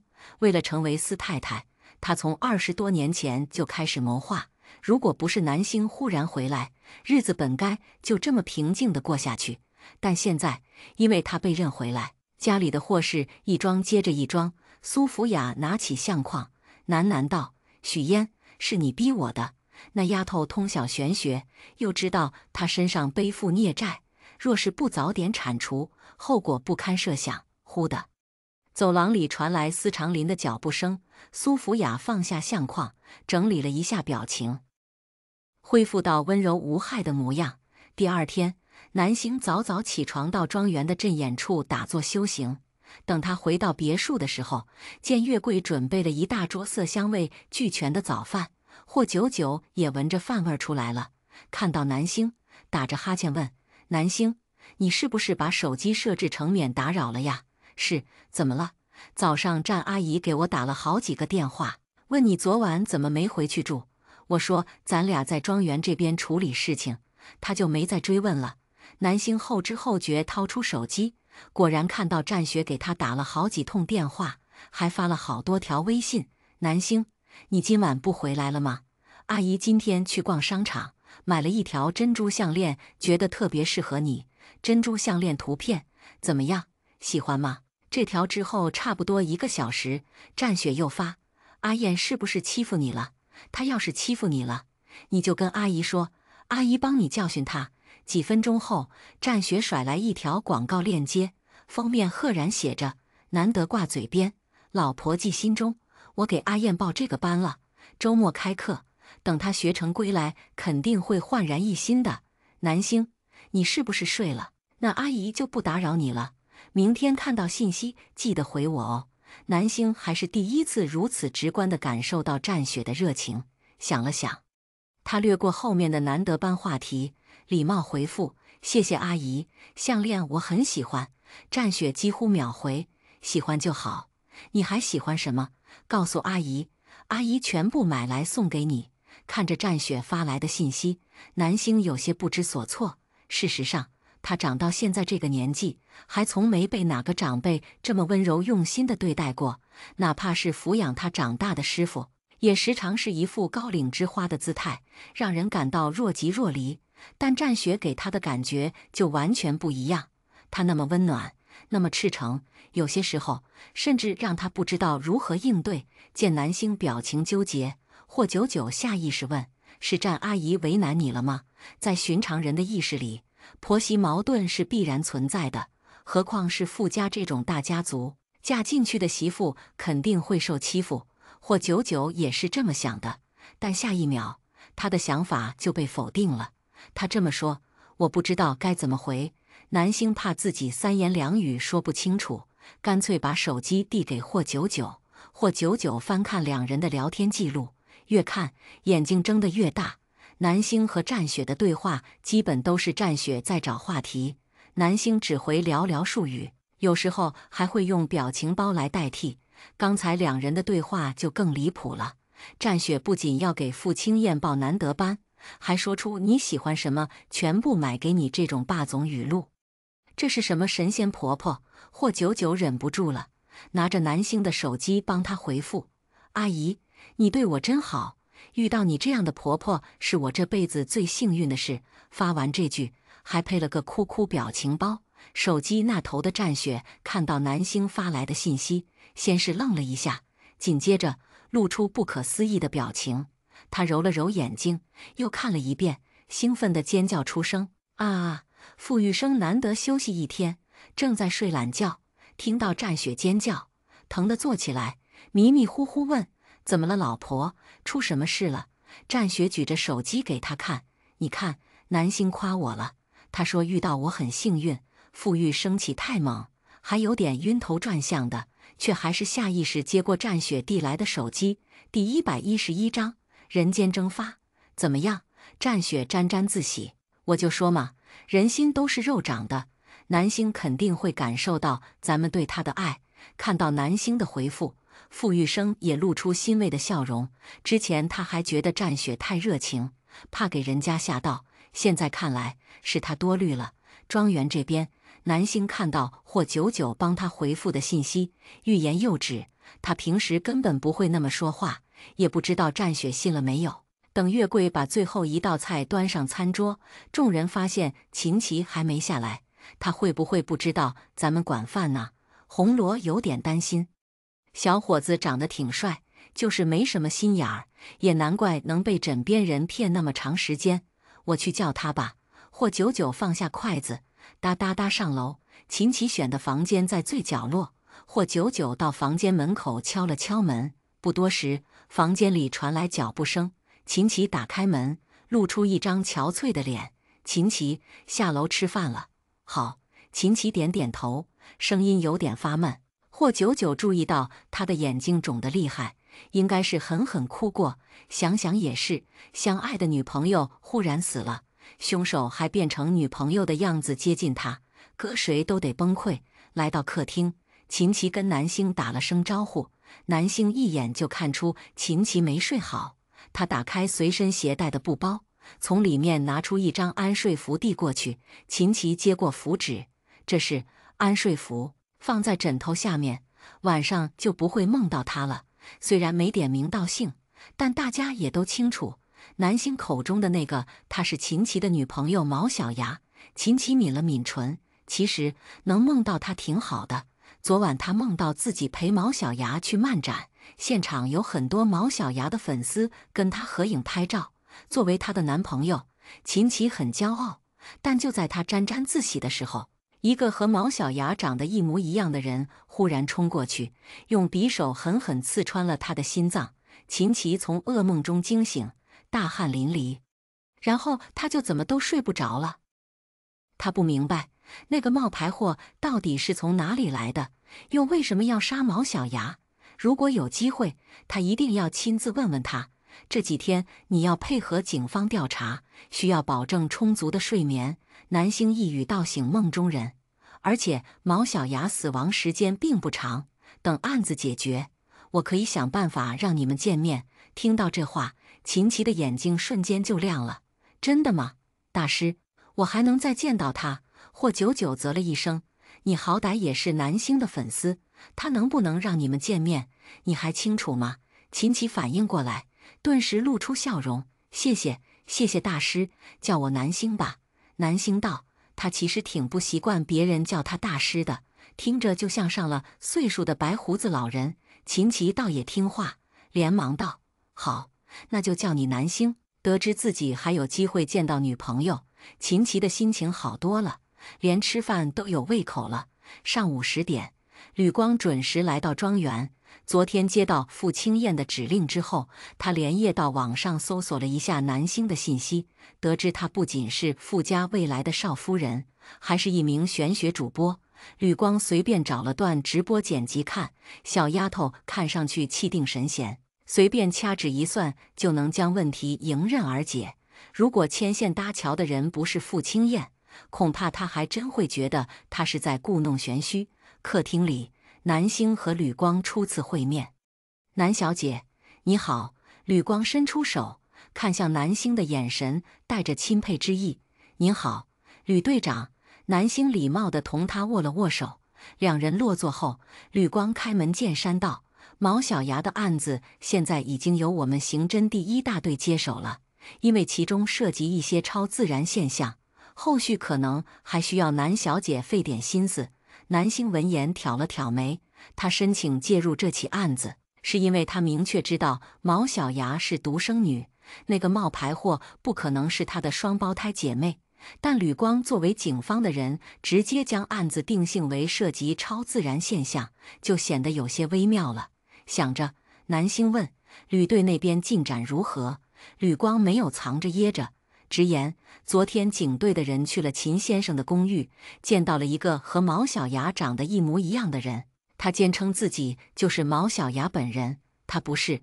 秦琪忍不住插话：“毛毛就是被他杀了的。”南星递给秦琪一个眼神，示意他稍安勿躁，旋即看向吕光：“吕队，您继续。”吕光点点头：“我们本想把他带回警局做 DNA 比对，但只是眨眼的功夫，他人就不见了。”“不见了？”“不见了。”吕光道：“他进了一趟卧室，之后就没再出来。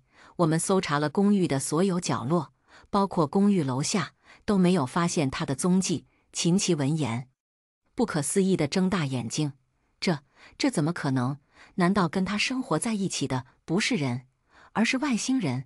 可是不对呀，南星明明说过他是人的。”对于吕光的说法，南星也有些意外。“你们确定他是在房间里消失的？”“确定。”南星点点头，旋即起身：“现在去一趟公寓吧。”吕光很快明白他的意思：“你是觉得秦先生的公寓有问题？人既然是在那里消失不见的，排除人间蒸发的可能，总要有一个让他消失的通道，无论是物理上的地道，还是玄学上的空间，只要存在，必然会留下痕迹。”车上，南星坐在前面，霍九九和秦琪坐在后面。秦琪用余光扫了眼旁边的霍九九，几次想开口，都把话咽了回去。昨天他路过客厅，看到霍九九在对着空气打牌，其中一部分扑克牌飘在半空中，明显是有人拿着。秦琪知道南星是玄学主播，家里有点奇奇怪怪的事很正常，但亲眼看到这么灵异的场景，还是有点冒冷汗。霍九九很快就察觉到秦琪在看他：“怎么了？我脸上有东西吗？”“没有。”秦琪摇了摇头，默默把目光收了回去。许久，车子停在公寓楼下。原本这种刑事案件无关人士不能参与，但霍九九作为站在吃瓜前线的头号粉丝，实在按捺不住好奇心，软磨硬泡，还是以南星小助理的身份参与了进来。秦琪带3人坐电梯来到6楼，用钥匙打开防盗门，第112章。平行时空，公寓里的摆设一如既往，碎花窗帘、蕾丝灯罩，各种动漫角色的不织布玩偶，都是出自毛小牙之手。以前每次看到毛小牙兴致勃勃装扮公寓，秦琪都不理解，觉得这里只是一个临时居所，不需要大费周章布置。但毛小牙却说，这是他们的家，是他们爱的港湾，哪怕只住1天也不能敷衍。如今看到毛小牙辛苦布置的这些东西，秦琪心里一阵抽痛，趁没人看他，赶紧吸了吸鼻子，擦掉眼角的泪。另一边，南星走进卧室，从布包里拿出一块黄铜打造的3合盘，三人站在旁边，看着南星手持罗盘走来走去，谁也不敢出声。过了许久，南星收起罗盘，吕光这才敢开口：“怎么样，发现什么了吗？”南星摇头：“没有，没有，这个房间的风水没问题。”南星道：“那个女人凭空消失，应该是在这里开了通道，又将通道隐匿了。”吕光似懂非懂：“那怎么才能让通道出现？”南星没有回答吕光的问题，而是问秦琪：“毛小牙的衣柜可以看一下吗？”秦琪一愣：“当然可以。”他打开衣柜，里面是毛小牙琳琅满目的日常装，还有 cos 服。南星沉了沉眸，在衣柜里翻了一会儿，终于在某件衣服上发现一根长发。不得不说，那个冒牌货很爱干净，无论是床单、地板还是淋浴间，全部收拾得一尘不染。能在衣柜里找到头发，算他走运。南星取出一张符纸，指腹一压，将根头发牢牢粘在上面。吕光使劲眨了眨眼，他好像没看到南星用胶水呀。正想着，南星又将符纸一甩，随着一圈金光乍现，符纸稳稳悬浮在半空中。吕光惊呆了，一时半刻不知道说什么。吕队长，我家南星厉害吧？霍九九挑了挑眉，小表情里明显带着炫耀的意味。他很想说，这些都只是毛毛雨，南星会的还多着呢。吕光盯着悬浮的符纸，喃喃道：“厉害，这是真的厉害。难怪小丫头能在这么短的时间里收获大量粉丝，成为平台的头号玄学主播。”在吕光钦佩的目光中，南星掐了个诀，下一秒，符纸像是生出魂魄，摇摇晃晃飘向前飘去。许是屏障太过严密，符纸在房间里转了好几圈，一会儿飘到这，一会儿飘到那，终于在众人耐性渐失时，停在半掩的窗帘前面。南星走过去，将窗帘拉开，映入眼帘的是一面全身镜。因为刚才被窗帘挡着，大家都没有发现镜子的存在。原来如此，南星喃喃道：“怎么了，大师？是这面镜子有问题吗？”秦琪迫不及待地问。南星不置可否，对三人道：“大家往后站。”霍九九最先反应过来，拉着秦琪和吕光向后退了2步。南星伸手触碰镜面，指尖接触到镜面的瞬间，似乎有灵力在缓缓流动。南星眸色一沉，而后双手结印，掷地有声道：“天地无极，万法无障，以符为凭，破障于此，速速开通。”随着最后一字道出，一股劲风从镜面喷涌而出。南星站在镜子正前方，衣袂翻飞，身后的3个人被风吹得连连后退，直到后背抵住柜子才堪堪站稳。吕光眼睛被风吹得生疼，仍然不愿闭眼，生怕错过一丁点细节。曾经他是坚定的唯物主义，现在他成长了。待狂风渐渐平息，南星沉声道：“通道打开了。”霍九九和秦琪被吹得晕头转向，两人整理了一下凌乱的头发，再次看向那面全身镜。明明只是一面很普通的镜子，却不知那股劲风到底从何而来。秦琪听懂了南星的言外之意，忙问：“通道打开了的意思是，我们可以通过这面镜子去到别的空间？”南星点点头，镜子包含阴阳两面，连接着表世界和里世界。另一个毛小牙应该就是从对面过来的。里世界，秦琪低声呢喃，原来这个世界上真的存在不止一个时空。可是那个女人为什么要跑到这个世界杀了毛小牙？而且，如果毛小牙有2个，那是不是对面也有一个自己？那边的自己和毛小牙又是什么关系？胡思乱想间，南星转身对他们道：“我进去看看，你们在外面等着。”吕光一怔：“你一个人？”“不行，我答应过傅三少要保证你的安全。”吕光一着急，直接把傅青燕给卖了。南星沉默片刻，道：“我只是进去看看，很快就回来。可是吕队长如果想不到更好的办法，就听我的。”南星看向吕光，目光平静如水。见南星把话说到这份上，吕光也不好再说什么，只道：“好吧，那你注意安全。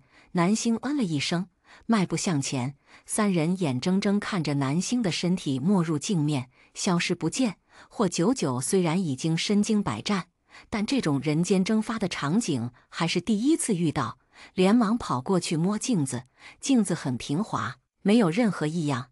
秦琪和吕光也不信邪，把镜子翻来覆去检查了一遍，都没发现什么问题。吕光这个时候终于明白，毛小牙那天为什么会人间蒸发了。他是通过这面镜子去了别的世界，难怪他们把这个房子翻了个底朝天，也没找到他在哪。南星在那边会不会有危险呢？霍九九蹲在镜子前面，怎么想怎么不踏实。镜子里面的世界说到底是未知的，万一南星在那边遇到什么问题，他们看不见摸不到的，只能干着急。吕光显然也意识到这个问题，第一时间把这边的情况通知傅青燕。傅青燕正在开会，看到吕光发来信息，随手点开。傅三少，南星小姐发现了平行时空，一个人进去了。傅青燕，如果不是他知道南星是个玄学大佬，估计会以为发短信的人脑子有问题。傅青燕皱了皱眉，鬼使神差回复：平行时空在哪？吕光，东方公寓606。傅青燕收回目光，没再回吕光。然而心思已经在不知不觉中飘到南星那里。南星一个人去了平行时空，怎么去的？能顺利回来吗？傅总，江存小声提醒傅青燕，轮到您发言了。傅青燕回过神来，见与会人员纷纷看向自己，强迫自己将思绪拽回。南星那么有本事，别说是去平行时空，估计去外太空也没什么问题。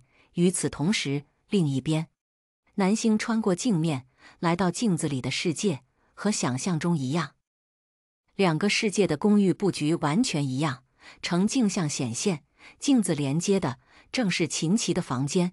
只是让南星感到意外的是，两边的布局明明一样，风格却大相径庭。这边的公寓装潢简约，没有小女生喜欢的各种装饰品，房子黑漆漆的，到处弥漫着发霉的味道。南星来到厨房，打开冰箱，一股腐败味扑面而来。只见冰箱里放着2根发霉的香蕉、烂菜叶，还有几听开过的啤酒。看得出来，这个世界的毛小牙过得很颓废，这也就解释了他为什么要费尽心思杀掉那边的毛小牙，继而顶替他的身份。推断完毛小牙的杀人动机，南星准备待在公寓里守株待兔。然而下一秒，南星意识到什么，眉头一紧，他伸出双手，看到自己的身体从指尖向上在慢慢瓦解，从实质变成透明，不存在于这个空间的事物，若是被天道察觉，会被当场抹去。想起师父曾经说过的话，南星恍然意识到，他在这个空间里并不能停留太长时间。至于毛小牙能自如穿梭于2个世界，应该是有人在背后行遮天蔽日之术，帮他蒙混过关了。5分钟后，南星的身体已经接近透明，周围的场景也越来越暗。无奈之下，他只好将计划暂时搁置，顺着镜子原路返回。对面，霍九九正急得来回踱步，见南星从镜中出现，猛地松了口气。南星，你可算回来了。南星，他好像满打满算才进去10分钟，里面怎么样？吕光焦急地问。见到那个女人了吗？她没在公寓。南星把他在镜子那头看到的情形告诉3人，又道：我灵力有限，在那边坚持不了多久，想抓住他可能有点麻烦。且不提他还没弄清楚里世界的毛小牙跑去哪儿了，就算他弄清楚了，也需要时间同他周旋，需要加派人手吗？吕光问。南星摇头，就算带再多人过去，被天道发现也会抹杀，除非什么？南星欲言又止，思忖再三，还是掏出手机，打给一个熟悉的号码，富士集团会议室。傅青燕刚刚结束发言，就看到南星打来电话。男人微微挑眉，不是说去平行时空了吗？在那边也可以打电话。傅青燕看向在座的股东，今天的会议就到这。说完，起身离开会议室。走廊里，傅清燕接起电话，对面没有任何寒暄，直截了当道：“你现在过来一趟。”傅清燕。南星等了几秒，见对方没反应，意识到自己语气有些冲了，改口道：“我的意思是，你如果有空的话，能不能过来一趟？”从陈述句变成疑问句，听上去是好一点了，但也没太大区别。有事，毛小牙的案子需要你帮忙。南星言简意赅，没有说让他帮什么忙，怎么忙，只是把这个结论告诉他。傅清燕犹豫了一会儿，到底还是遵循本心问：“是去东方公寓606？”“对，知道了。”挂了电话，傅清燕调转方向，乘电梯来到地下车库。他本不想掺和南星的任何事，但考虑到那丫头轻易不求人，求人必有大事，还是决定过去看看到底发生了什么。20分钟后，傅清燕来到东方公寓，房间里除了吕光、霍九九和秦琪，还有一个身穿道袍、目测40来岁的中年男人。吕光跟傅清燕打了声招呼，向他介绍了秦琪和若虚的身份以及案件的基本情况，态度十分客气。说到底，毛小牙的案子属于刑事案件，应该由他们刑侦大队负责。现在南星介入不够，又扯了傅清燕进来，他心里实在过意不去。傅总，秦琪第一次见到传闻中的京城权贵，整个人显得很紧绷，说话都磕磕绊绊的。傅清燕的心思都在案件上，没看出秦琪的内心活动，只朝他点点头，便来到南星身边：“需要我做什么？”南星指着卧室里的全身镜：“我需要你跟我一起进去。我不属于那个时空，在那边最多停留10分钟，但如果能带上你这个气运之子，在灵力充沛的情况下，可以延长到1天左右。”傅清燕微怔：“气运之子？”男人微微挑眉：“你命格特殊，受天道庇佑，叫你气运之子没什么问题。”南星顿了顿：“其实我跟你订婚，也是因为这个。”傅清燕后面那半句话完全可以不说。南星见傅清燕脸色有点黑，干脆让若虚过来跟他说正事。若虚清了清嗓子，道：“你和南星进去之后，我和其他人会在外面为你们保驾护航，长明灯不灭，我就可以在你们遇到危险的时候把你们强行召唤回来。”傅清燕这才发现，房间4角各自燃着一盏长明灯，空气中弥漫着熏香的味道。若虚向傅清燕解释了一下长明灯的原理，又对着霍九九和秦琪道：“你们2个一会儿也帮忙盯着长明灯，千万别让他们灭了。”霍九九和秦琪连连点头：“放心，我们一定看好。”南星再次向若虚道谢：“若虚道长，辛苦你了。”若虚连忙摆手：“这是我该做的。”他和南星的师傅虽然不是同门，但当年几大道观交流道法的时候，并臣传授了他不少知识，也算是有恩于他了。南星微微颔首，准备破阵带傅清燕过去。就在这时，等等！傅清燕叫住他。第113章，触碰不到的爱人。南星停下脚步：“怎么了？”傅清燕看看他，又看看自己：“我们就这么过去，不然呢？你还想带行李吗？”傅清燕，他觉得南星大部分时间都很聪明，但也有例外的时候，就比如现在。傅清燕走向衣柜，从里面随手拿出2件外套，将小的那件递给南星，然后问秦琪：“有帽子和口罩吗？”秦琪：“有。”南星直到这时才反应过来，他一心想着追凶，都忘了对面那个世界里也有他和傅清燕。为了避免节外生枝，确实需要隐藏身份。南星穿上外套，戴上口罩，然后猛地发现他和傅清燕身上的衣服是同款。这是我和毛毛的情侣装。秦琪解释了一句。傅清燕也没想到自己随手拿出的就是情侣装，想换掉又觉得太矫情，索性默认。你要是不喜欢，可以换一件。不用。傅清燕扣上帽子，时间紧迫，赶紧走吧。南星嗯了一声，退后半步，面对全身镜掐诀念咒，和上次一样。通道打开后，劲风凛冽，或久久和秦琪用身体护着长明灯，生怕灯芯熄灭。南星迎着凛冽的劲风，几乎是无意识地向后伸出手，牵着傅青燕进入空间。一阵天旋地转后，两人来到镜像世界，看到眼前的场景。傅青燕瞳眸微震，这里的房间构造虽然和外面一样，布景却截然不同。不仅如此，房间里还又脏又臭，像是很多天没人收拾过了。旁边，南星伸出双手，发现身体瓦解的速度果然变慢许多。通过连接在两人身上的气运线，男人体内的灵力源源不断涌入，犹如一只行走的充电宝。在看什么？傅青燕问。没什么。南星收回目光，心里忽然踏实了许多。来到这个世界以后，他能感觉到自己的灵力受到极大限制，变得和普通人没什么区别。如果没有傅青燕在身边为他注入灵力，维持巨型时间，他连自由行动的权利都没有。我们不属于这个世界，停留时间太长会被天道抹杀，所以我们必须在身体消解之前找到毛小牙，把他带回去认罪伏法。南星重复了一下他们的任务，好让傅青燕更清楚现在的情况。傅青燕环顾空荡荡的房间，去哪儿找？不知道。我的灵力失效了。南星一句话让傅青燕意识到问题的严重性。在那个世界，南星之所以显得无所不能，是因为他通晓术法。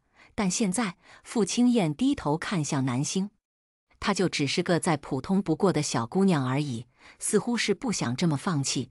南星再次拿出符纸，符纸上还残存着一些从那个世界带来的浅淡灵韵，但这韵实在太少，已经完全起不到定位的作用，和一张废纸没什么区别。见南星表情沮丧，傅青燕就知道是什么情况了。她安慰道：“用不了玄学就用科学，一样能解决问题。”说着，便开始在公寓里搜索起来。毛小牙既然是在这个世界是真实存在的人，就肯定有他的人际关系网，有他喜欢去的地方。看着男人在公寓里搜寻排查的身影，南星微微出神。从前他总觉得傅青燕为人高冷，跟他说话如同对牛弹琴，但今天他好像从男人身上看到了亲和的一面。两人说干就干，公寓又脏又乱，找起线索并不容易。所幸两人都是行动派，干活的时候也不交流，很快就收集到不少有用的东西。南星拿着毛小牙日记本找到傅青燕的时候，见她正戴着橡胶手套在厨房垃圾桶里翻东西。此情此景，南星忽然很想用手机记录下来。厨余味道浓烈，傅青燕眉头紧锁，表情不是很好看。过了一会儿，他从腐败的菜叶子里翻出一张揉皱的精神鉴定报告，上面写着：根据国际精神与行为障碍分类，毛小牙符合偏执型人格障碍诊断标准。南星站在傅青燕身后，看到诊断书上的文字，眉头微微拧紧。原来这个世界的毛小牙患有精神类疾病，难怪他会在穿到镜像世界之后残忍地杀害自己。傅青燕直起身子：“你那边有什么收获？”我找到了毛小牙的日记。南星道：“他在里面提到秦琪离开了，他很痛苦。离开了。”傅青燕微怔：“所以他们是分手了？”南星摇了摇头，将夹在日记本里的电影票拿出来，凑到傅青燕眼前：“不是分手，这个世界的秦琪应该已经死了。”傅青燕看向南星手中的电影票：“万象影院，剧排8座，电影名称《触碰不到的爱人》。这部电影讲的是男女主隶属于不同时空，因为一场流星时空重叠，彼此相爱。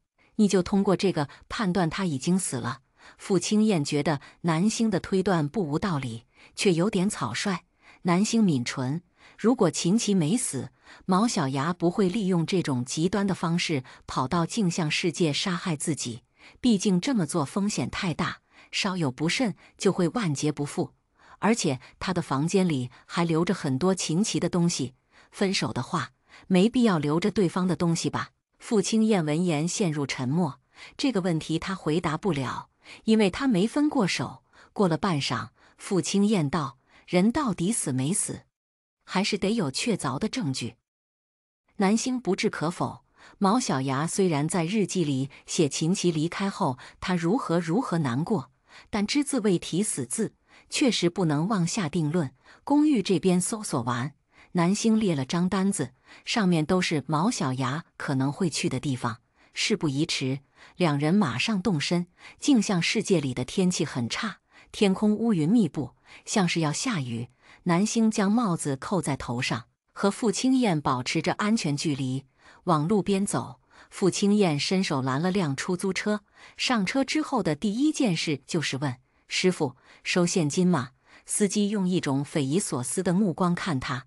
镜像世界和他们所在的世界一样，都是线上付款，已经很少有人用现金了。但因为信息网络不能在平行世界中传递，他们从另一个世界过来，就只能通过这种原始方式交易。现在年轻人不都用手机付款吗？司机嘟囔一声，显然也是不想收纸币，嫌麻烦。您就说收不收吧。傅清燕右手扣住车门，不收我们就换一辆。司机啧了一声，收，给我吧。傅清燕付了钱，将车窗打开，试图让风吹散身上沾染的霉味。南星微微挑眉，堂堂总裁出门会带现金，奇怪的癖好。不多时，出租车停在海洋馆门口，两人刚下车，堆满乌云的天空便下起倾盆大雨。南星出来的急没带伞，只能将外套的帽子扣在头上，快步往前走。忽然，一件宽大的外套盖下来，南星抬头见傅清燕脱下外套举过头顶，勾着他的肩膀将两人罩住。男人身材高大，不费吹灰之力将他圈在怀里，身上淡淡的松木香萦绕在鼻尖，让南星短暂放空了一秒。愣着干什么？傅清燕用手肘顶了顶他的背，快走！南星回过神来，跑进海洋馆。他们之所以来这里，是因为毛小牙在日记里提到他和秦琪第一次见面的地方就是这家京北海洋馆。南星也是通过这一点发现，两个世界的情况虽然大致相似，但还是有很多细节不一样。就比如那个世界的毛小牙喜欢动漫，是一名 coser。而这个世界的毛小牙则是一名插画师。5年前，他去海洋馆为儿童绘本收集素材，在那里遇到了在海洋馆工作的秦琪，并和他相识、相知、相爱。思忖间，傅清燕拿出一个手帕递过来，擦擦。什么？傅清燕懒得解释，直接将南星拽到面前，擦掉他头发上的水珠，之后将手帕塞进他的口袋。洗干净还给我。那一点点的温情，顷刻间烟消云散。买完票，两人进入海洋馆。由于市区有暴雨，馆内游客稀少，看起来空荡荡的。南星拦住一名工作人员，问他认不认识秦琪。工作人员摇头：“秦琪，没听说过，你这样不行。”傅清燕低声说了一句，又看向那人：“请问馆长办公室怎么走？我们是傅氏集团的人，来跟馆长谈合作。”工作人员毕竟是打工族，哪里知道老板的事，见两人衣着得体，便信以为真，指着不远处道：“坐那辆电梯上6楼，馆长办公室在左手边。”谢了。南星和傅清燕坐电梯来到6楼，6楼是海洋馆的办公区，光线昏暗，十分安静。两人顺着走廊往前走，终于在尽头看到馆长办公室。你去找馆长，我去一趟广播室。为了节省时间，南星决定和傅清燕分工合作。傅清燕点点头，知道了。广播室里，一个女人坐在椅子上，见南星进来，抬头睨他一眼：“找谁？”“我想广播寻人。”南星道：“走丢的人叫毛小牙，麻烦您在广播里说，她的男朋友秦先生在广播室门口等她。”女人打了个哈欠：“今天海洋馆人这么少，还能走散，真是人才。”嘴上吐槽完，还是老老实实打开麦克风道：“毛小牙，毛小牙，你的男朋友秦先生在广播室门口等你。”就这么广播了3遍。女人把麦克风往前一推，继续刷起手机。南星说了声谢谢，转身离开广播室。傅青燕比他先出来，已经在外面等了。看到男人微蹙的眉心，南星便知道答案应该和他想的一样。你猜的没错，秦琪已经死了。傅青燕道，他是这家海洋馆的潜水员，1年前在潜水时被鲨鱼咬伤，不治身亡。虽然已经提前做好了心理准备，但当想法得到证实时，南星的心里还是有些难受。这个世界的毛小牙失去了秦琪，那个世界的秦琪同样也失去了毛小牙。即使他们重新走到一起，命运的齿轮也已经错位，踏上一条不归路。既然秦琪已经死了，那毛小牙杀人的动机也就很明朗了。南星顺势推理，他在这个世界失去了秦琪，所以去那边杀掉自己，想要取而代之。傅青燕，应该是这样。两人在广播室门口等了一会儿，始终不见毛小牙的身影。傅青燕看了眼时间，道：“他应该不在这儿，那就去下一个地点吧。”南星拿出单子，下一个地点是黑胶唱片店。傅青燕夺过他手里的单子，纠正：“错了，下一个地点是海洋馆食堂。现在已经是下午了，他们还没吃午饭。”傅青燕已经不止一次听到南星肚子发出可怜的哀嚎，找毛小牙重要，吃饭更重要，免得人没找到，你先饿死了。在傅青燕的逼迫下，南星跟着他来到地下食堂。南星本以为含着金汤匙长大的傅青燕应该会像他一样，对一些生活常识缺少基本认知，却没想到男人比他想象中靠谱很多。傅青燕在柜台买了张充值卡，带着他在窗口打了几道菜，找了个安静的角落坐下。吃吧。傅青燕将餐盘推到他面前，还不忘提醒，吃完把餐盘放到那边的推车。南星拿起勺子，忍不住问：“你怎么知道？知道什么？知道怎么买卡，怎么打菜，还有餐盘用完放在哪？”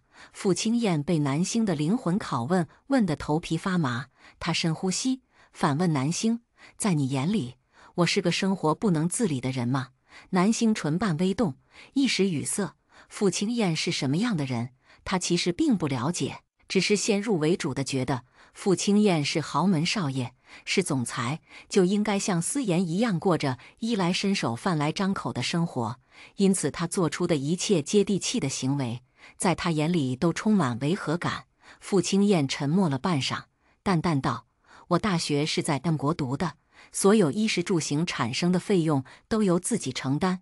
最累的时候，一天打3份工，凌晨3点睡，第二天6点爬起来继续上课。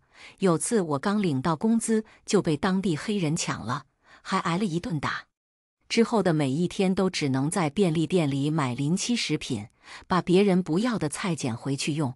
我不知道世人如何定义成功，但我一直认为，没有经历过苦难的人，内心不可能变得强大。”第114章，我可以牵你的手吗？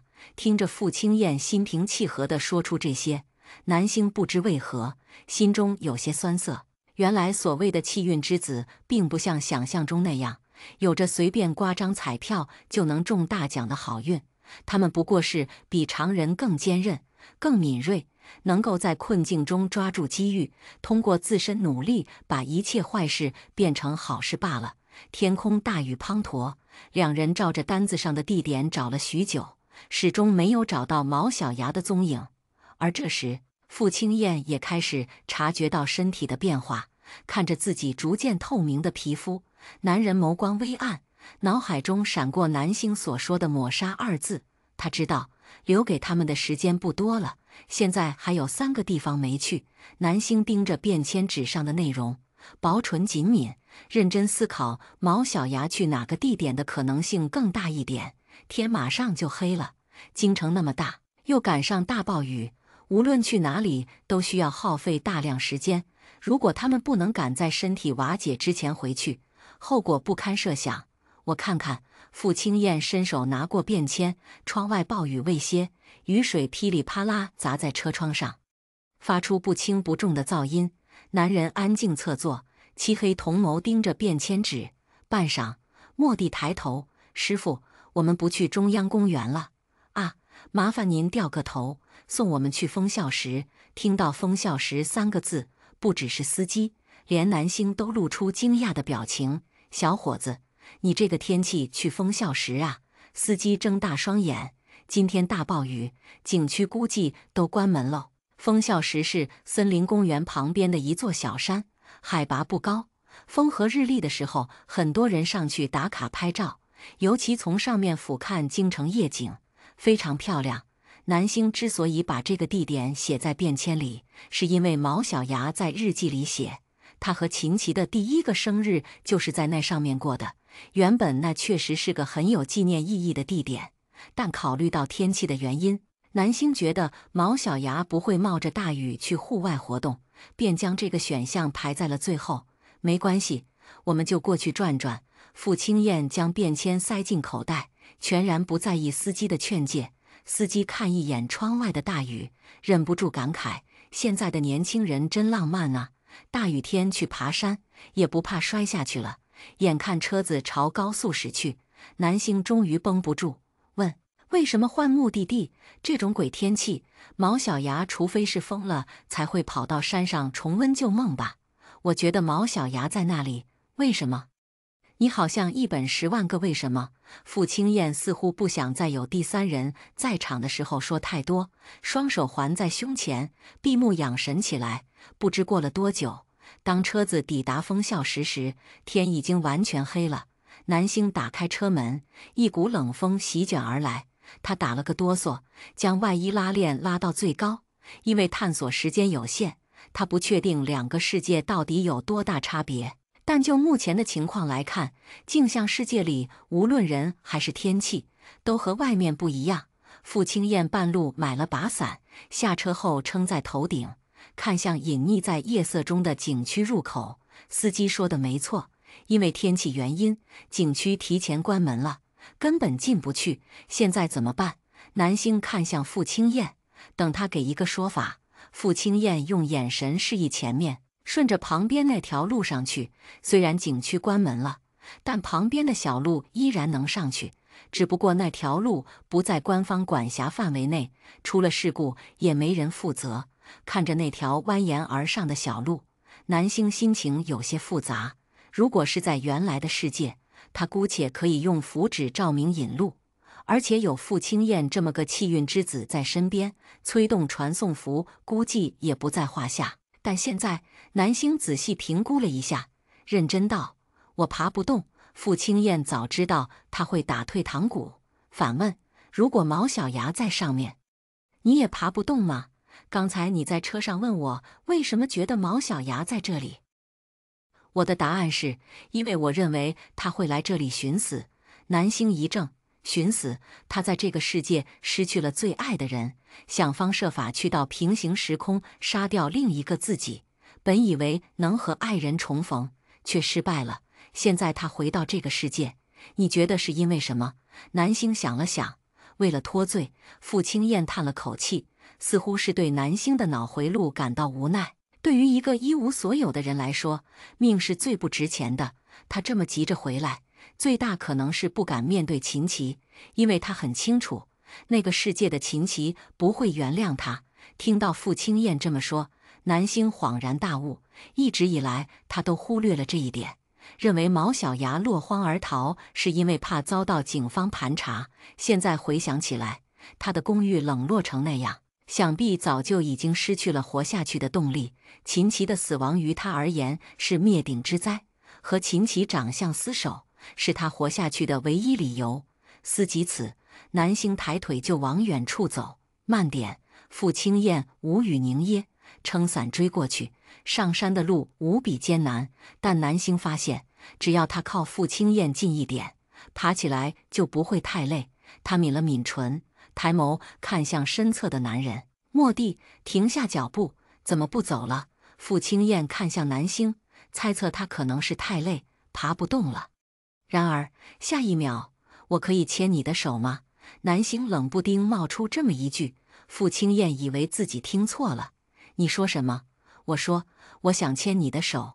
南星说完，空气陷入一阵寂静，耳边是哗啦啦的雨声，细听之下，还有两人此起彼伏的喘息。傅青燕被南星突如其来的撩拨弄得微微失神，但很快便反应过来，南星一向冷漠薄情，不喜不悲，他会提出这样的要求，一定有他的目的，是因为我身上的气运。傅青燕试探地问。南星正担心傅青燕误会，见他往这方面想，连忙顺着他道：“是的。”傅青燕皱了皱眉，不知是为这个答案感到庆幸还是失望。你是气运之子，我带你过来就是把你当充电宝用的。南星说着，不由分说牵起傅青燕的手，肌肤相触的瞬间，灵力源源不断涌入。南星感到发自肺腑的舒适，方才还酸痛的身体得到极大缓解，顿时又充满力量。傅青燕正在原地，感觉着掌心冰凉柔软的触感，耳根不知不觉微微泛红。鬼使神差的，他用力握住南星的手，男人手掌温热，包裹着南星的手指微微收紧，打消了他心头的最后一丝顾虑。南星全然不知傅青燕的内心活动，一心沉浸在大脑灵力的滋养中，趁着体力还没枯竭，加快脚步上山。终于在体力快要透支时，两人来到风啸石屹立的半山腰。南星松开握着傅青燕的手，在衣服上擦了擦汗涔涔的掌心，对他说了声谢谢。傅青燕，现在他确定了。南星拉他的手的时候，绝对没有半点非分之想，他就是单纯为了蹭他的气运而已。两人在半山腰找了一圈，仍然没有找到毛小牙的身影。而这时，南星看到两人的身体已经接近一半透明。如果他不在这里，咱们就只能等若虚道长把咱们牵引回去。南星微微凝眉，但下次再来就不知道是什么时候了。这一次，他穿进镜像世界时，发现通道已经危如累卵，应该是打通两世界的人长时间没来加固阵法，导致入口失去了稳定性。等到通道破裂，他们就不可能在时空之间穿梭，毛小牙也将永远消失在镜像世界之中。再等等，傅青燕目光沉静，俨然已经做好了孤注一掷的准备。他们来到这个世界，没有网络，不能报警，本就是大海捞针。既然如此，不如一赌到底。雨停没一会儿，又哗啦啦地下了起来。两人找到一个相对隐蔽的地方，撑伞坐在石头上，安静等待毛小牙出现。我刚才想了想，忽然有点后悔。南星缩到傅青燕身边，把她的身体当成天然的挡风石。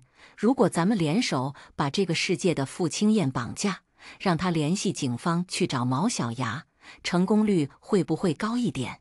傅青燕嘴角一抽，成功率会不会高不知道，但咱们进局子的概率应该挺大的。傅氏集团安保森严，别说是绑架傅青燕，就算是绑架他身边的江岑，都难于登天。不过话说回来，不知道这个世界的他现在在做什么，有没有找到他想找的人？傅青燕思绪飘散，目光落在山下京城灯光璀璨的夜色。忽然，他神色一凛，在南星奇怪的目光中，傅青燕猛地起身，走向围栏。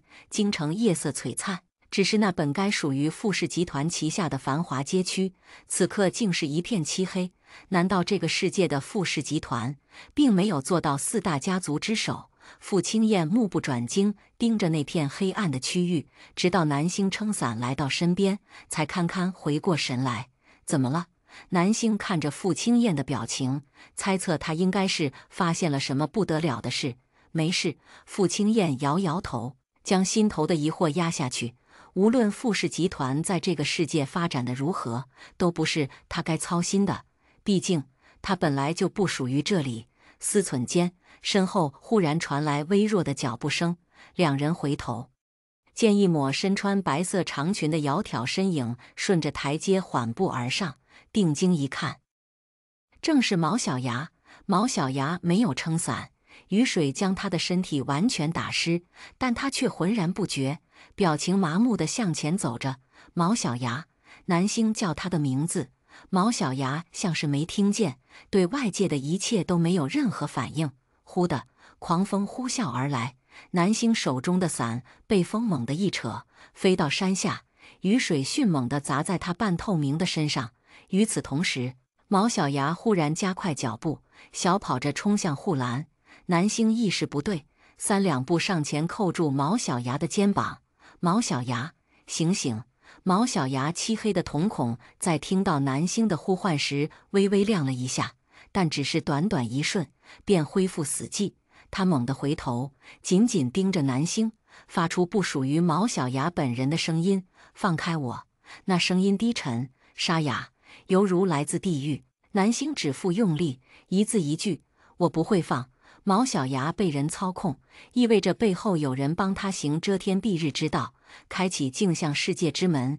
今天就算不是为了秦琪，他也要把毛小牙抓回去，让他将那人供出来。就在这时，墨色苍穹忽然划过一道闪电，闪电经过之处，如刀斧劈过一般划破长空。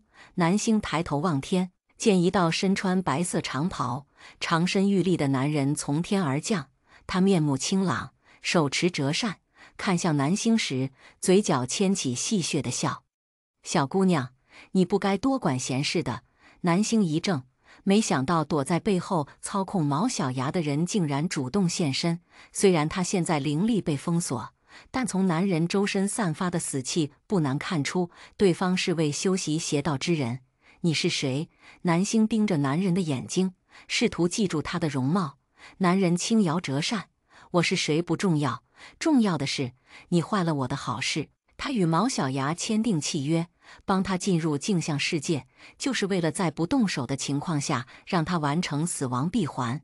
只要两个世界里的毛小牙都死了，那么契约便会生效，他的灵魂便会为他所用。但现在因为南星的出现，计划被打破了。你想要他的灵魂？南星看穿男人的意图，修习邪道的人往往需要通过极致的灵魂来提升修为。显然，男人是看中了毛小牙极端的性格，他的灵魂很纯粹，没有哪个修道之人不想要。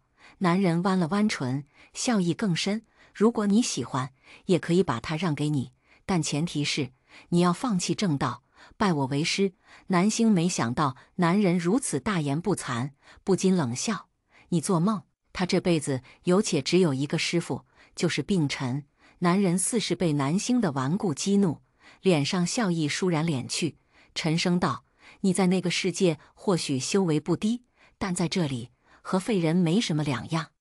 如果你执意与我作对，那我也只能送你去黄泉好生安息了。”第115章，我这条命是你给的。男人说完，猛地一挥折扇，顷刻间，如刀锋般锐利的锋刃纷至沓来。南星拽着毛小牙的手臂往旁边一躲，锋刃堪堪打在对面的树干上。下一秒，粗壮的大树从树干中间一分为二，轰隆一声倒在地上。“你以为自己跑得掉吗？”男人勾唇冷笑。白色长衫在夜色中如明月般泛着诡异的皎白。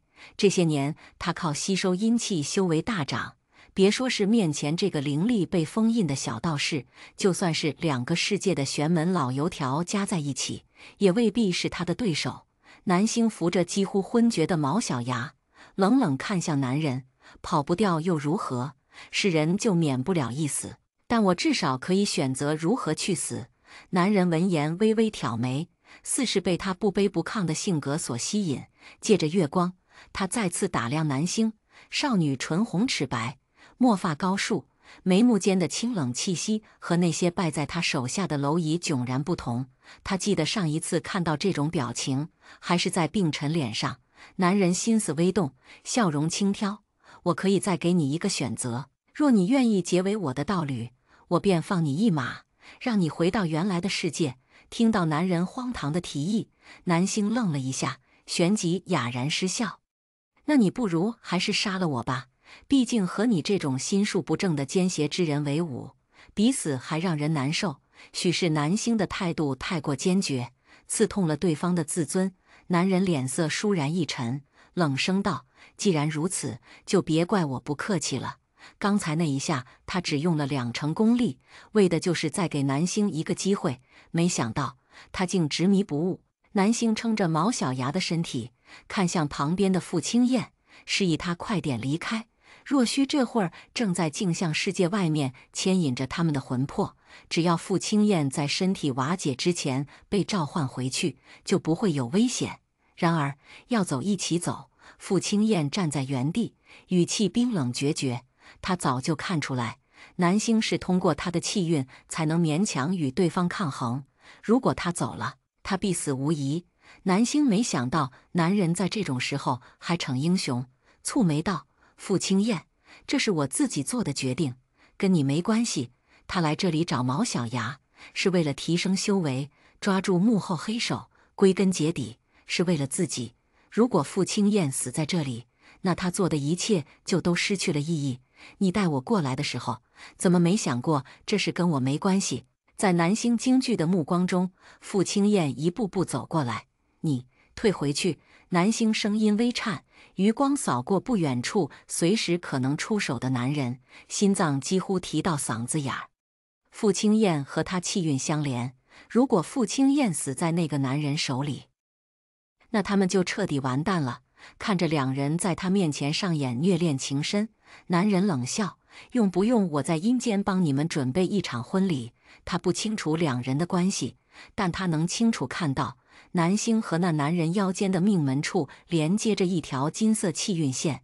据他所知，上古有一秘术，可以将两个陌生人的气运连接在一起。通常实施这种术法的人都是弱势的那一方，希望借以气运之子的力量飞黄腾达。当然，也有人是为了和仇家同归于尽，毕竟气运相连意味着一荣俱荣，一损俱损。与仇家相连后，再不断消耗自身气运，便可以神不知鬼不觉地除掉对方。只不过这种方法伤敌1000，自损800，很少有人会这么极端。所以这丫头是前者。思及此，男人不禁露出玩味的笑容。他还以为他和自己不一样，原来也是个妄图借助外部力量一飞冲天的贪婪之人罢了。意识到这一点，男人心中的邪念愈发膨胀。他捏紧扇柄，一双桃花眸紧紧盯着南星，声音空灵道：“你若不愿跟我结成道侣也没关系，把灵魂交给我，我帮你解开这个世界的灵力封印，到时候我们在两个世界逍遥快活，岂不是更好？”话落，男人陡然张开双臂，伴随着猖狂的笑声，一道惊雷从上空划过，狂风裹挟着雨点肆意乱舞。男人凌空一跃，挥动折扇，这一次成百上千道风刃席卷而来，南星避无可避，只得用力抱住毛小牙。修道之人，当以至德至善效法天地。恍惚中，南星似乎听到师父在耳边轻声呢喃。他不清楚何为至德至善，但他知道面前这个男人越过了他心中的道。轰！随着风刃铺天盖地落下，南星只觉得天地一阵剧烈震颤，身体仿佛被千万斤重的重物拼命挤压。他猛地呕出一口鲜血，恍惚中感觉有什么人抱住了他。那人身体滚烫，臂膀却结实有力，周身散发的淡淡松木香，让南星从混沌中回过神来。他睁开眼，入目的是一片璀璨金光，而那片金光正是从傅青燕身上迸发出来的。男人将她护在怀里，身上的金光宛如一道屏障，将无数锋刃抵挡在外。不远处，玄天被金光震慑的后退几步，眼底闪过一丝惊诧。他想过南星连接那个男人的气运，是因为他气运卓绝，却没想到竟然强大到这种地步。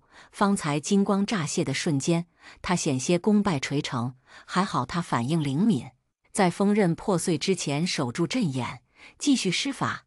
你们这是在逼我！玄天口中喃喃，包裹着怨气的锋刃拼命向那片金光挤压。狂风中，南星摸索到傅青燕的手掌，与他十指紧扣。虽然他的灵力被封印了，但无论如何都要再试一次，再是最后一次。思及此，南星屏息凝神，迎着呼啸的冷风，掷地有声道：“七星聚灵，阵列前行，天地玄黄，万邪皆灭。”伴随着口诀落下，至纯的灵力顺着掌心注入灵魂深处，冲破枷锁。眨眼的功夫，金色屏障忽然向外扩散，硬生生将锋刃抵挡回去。玄天一惊，还没来得及还手，便被金光冲撞出去，吐出一口污血。他踉跄着站稳身体，双手快速结印调息。与此同时，心中闪过一丝慌乱。修邪之后，除了病尘之外，他还没遇到旗鼓相当的对手，这是第一次。只不过这里是镜像世界，是他的地盘，不经过术法固魂，无法在这里停留太长时间。刚才那番交手，对那2个人来说，不过是强弩之末罢了。思忖间，衣衫染血的少女从金光中踱步而出，她迎着山峰，清冷双眸凝视他的双眼，轻轻道出4个字：“你是玄天。”方才在生死关头，不知为什么，他忽然就想起师父身受重伤，回到仙云观的模样。当时师父身上有多处疑似刀伤，如今看来，那伤应当是锋刃留下的。玄天微怔，似乎没想到南星能认出他的身份。10年前，你在象牙山和我师父交手，将他打出内伤，险些丧命，是因为他阻止你入邪道，对吗？10年前，象牙山。玄天微微眯眸，再次看向南星时，眼底染上深深的戏谑。原来你就是那个废物的徒弟。我师父不是废物。南星盯着玄天，一字一句。他虽不入世，却是非分明。仅凭这一点，你就永远比不过他。玄天被南星逗笑。那他知道你偷偷连接了气运之子吗？那不是我做的。南星目光沉静。我们生来就是如此。哈哈哈！玄天不禁笑出声，他挥动折扇，声音古人：“人有欲望，没什么丢脸的。但你们这种明明贪婪无比，却装出一副深明大义的人，真的很叫人反胃。无论是病臣，还是那些阻止他入邪道的人，他们只会端出一副贤者的姿态说教，告诉他修邪罪不可赦。可他们口中的天道，又凭什么值得尊崇？”僵持间，雨势再次变大，雨水急切而又迅猛地砸在地面上，形成一个又一个深浅不一的水洼。傅青燕走到南星身边，这一次，她主动牵起南星的手。南星愣了一下，抬头看向傅青燕，男人脸上没什么血色，雨水将他的墨发打湿，衣服也早已被水浸透。他身上的金光没有方才耀眼了，变成明明灭灭的浅色光晕。应当是已经到达极限。刚才那一招，我还想再看一遍。男人声音清浅，波澜不惊的眸子里倒映着南星挺拔的身影。南星抿了抿唇：“你知不知道这样会死？那又如何？我这条命是你给的。”言外之意，他早已将生死置之度外。当初他病入膏肓，全球最优秀的医生都给他宣判了死刑。如果不是南星出手，现在早已经是一捧黄土了。傅青燕，如果我们能回去……南星顿了顿，希望你能记住刚才说过的话。与此同时，东方公寓紧闭的窗户忽然被不知哪来的阴风吹开，发出哐当一声巨响。房间4个角落的长明灯灯芯被风吹得剧烈摇晃起来。啊，不行不行！霍九九大惊失色，双手护住灯芯，脸色煞白。若虚道长说了，只要长明不灭，他就能把2人引回来。只是这么长时间过去了，若虚还盘腿坐在阵法中央，也不知道是遇到了什么问题。糟了！耳边忽然传来秦琪惶恐的声音。霍九九一回头，就见秦琪护着的那盏长明灯已经被风吹灭。秦琪连忙起身去关窗户，但那风就像是长了眼睛，顺着窗户的缝隙钻进来，以极快的速度吹灭另外2盏灯。这下就只剩下霍九九那盏还亮着。若虚道长，灯灭了！霍九九急的声音都带着哭腔。若虚没有理会，始终保持着盘坐的姿势，眉头紧锁，表情十分凝重。方才他看时间差不多了，想做法将2人引回，谁知2人气息微弱，怎么都抓不住。现在怎么办呢？秦琪的脸色也没比霍九九好到哪去。虽然他很希望凶手被绳之以法，但如果要搭上傅青燕和南星的性命，那他宁愿这个案子变成一个悬案。秦琪，你过来，咱俩一起护着这最后一盏灯。好。秦琪和霍九九挤在一起，用身体和双手将灯芯保护得密不透风。本以为在这样的严防死守下，最后一盏长明灯肯定不会灭，谁知几秒后，两人手中的灯芯竟然在无风的情况下自行熄灭，几乎是在同一时间。若虚猛地起身，道了声不好。紧接着，在霍九九和秦琪震惊的目光中，若虚破阵进入镜面，消失在两人眼前。4盏长明灯俱灭，房间里漆黑一片，冷风吹过的地方泛着刺骨寒意。霍九九瘫坐在地上，脸上的恐惧还未散去。忽然，他想到什么，猛地冲向镜子，砰的一声，他的身体撞在镜子上，被弹了出去。霍小姐，秦琪吓了一跳。不明白霍九九这是在干什么，直到霍九九后退2步再次蓄力，秦琪终于反应过来他的意图，连忙跑过去抱住他的腰。霍小姐，你冷静一点。霍九九恍惚摇头，嘴里嘟囔：为什么我就不可以？他也想进去，想去救南星出来。霍小姐，咱们不会术法，硬来是不行的。秦琪按住挣扎的霍九九，而且这面镜子是通道，万一打破，他们会回不来了怎么办？霍九九闻言冷静下来，意识到自己做了多么荒唐的事，他重新瘫坐在地上，低声呜咽起来。他救南星这么一个朋友，万一南星有什么3长2短，他会难过死的。霍小姐，你要相信大师，他那么厉害，肯定不会有事的。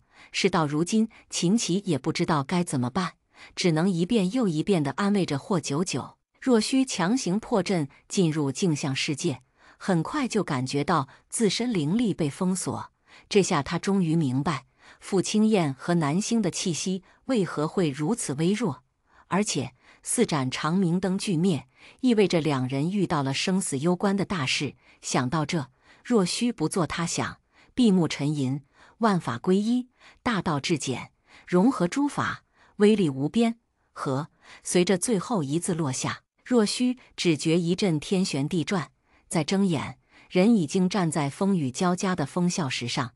第116章，尽量不要同房。透过密密匝匝的雨幕，若虚看到一身白衫的玄天站在南星和傅青燕对面，正准备向两人发起进攻。南星双眼紧闭，掐诀念咒，风刃袭来的瞬间，两人周身蓦地形成一道巨大屏障，北斗七星骤然点亮，如流星般向下坠落。玄天闪身飞到半空中，躲避流星的过程中，口中不断沉吟：玄天，住手！若虚催动体内灵力幻化出浮尘，用力一挥，随风乱舞的雨幕瞬间转向，径直飞向玄天。玄天一愣，没想到若虚会跑到这里。要知道，他是在修邪道之后才能在2个世界来回穿梭，但若虚只是个再普通不过的道士，他凭什么？在玄天惊诧的目光中，若虚移行到他面前，冷声道：你消失这么多年，没想到是躲到了这里。躲？玄天嘲讽一笑：这里是我的地盘，我躲谁呢？这里只是镜像世界，是3000世界中的其中一个，它不属于任何人，只属于天道。玄天闻言，内心生出极度的厌烦，又是这套说辞，他听得耳朵都快起茧子了。我不想听你说这些没用的废话。玄天神色一凛：今天这2个人，我要定了，那就试试看，你能不能从我手里把他们抢走。若虚甩动浮尘再次结印，风雨瞬间凝聚成一个巨大漩涡。玄天微微拧眉，但当他看清若虚体内汇聚在一起的灵根时，忽然明白了什么。原来若虚能无视天道进入镜像世界，是因为他用了万法归一咒。若虚，你会后悔的，我从不做让自己后悔的事。暮色中，暴雨倾斜，天雷坠落，风啸时的地面被砸出一个又一个深浅不一的坑。担心若虚有什么三长两短。南星转头交代傅青燕：“帮我照看一下毛小牙。”说罢，松开男人的手，迅捷如风地跑远。看着少女逆风而行的单薄身影，傅青燕眸光微动，恍惚中又想起10多年前在玉湖岛上遇到的那个女孩儿，和南星一样，在面临危险时从容不迫。她的眼中没有丝毫惊惧。傅青燕承认，那一刻，她被女孩沉着冷静的目光震撼到了。后来的很多年都忘不掉那个目光。若虚道长，我来帮你了。南星来到若虚身边，递给他一个坚定的目光。在傅青燕的帮助下，他的灵力冲破封印，已经可以自如使用术法。玄天被两人惹恼，口中振振有词道：“九天玄阴，急召众神，齐会警霄，驱雷奔云，是天雷咒。”若虚蹙眉，额上渗出冷汗。他吸收了太多怨灵的阴气，咱们两个恐怕不是他的对手。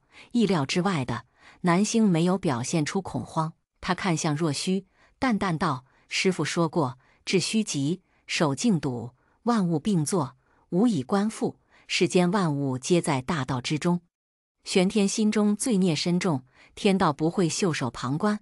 话落，天雷滚滚落下，地动山摇间。南星与若虚合力抵御住玄天的攻击，强烈的震战让两人五脏六腑翻搅着疼痛。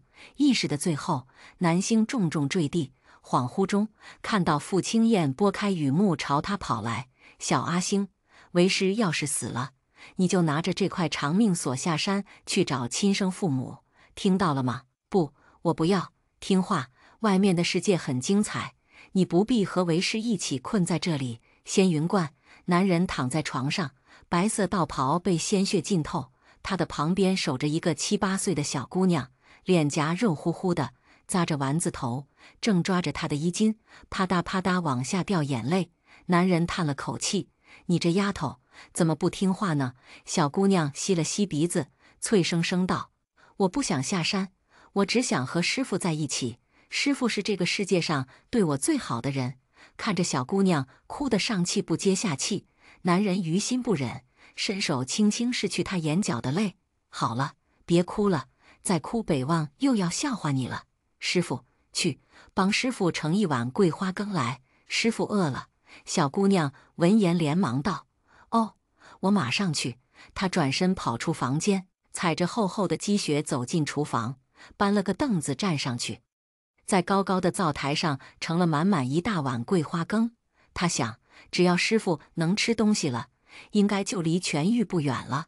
可当他回到房间的时候，师父却不见了。看着空荡荡的床铺，小姑娘愣在原地，手里的碗啪的一声摔在地上，桂花羹洒得到处都是。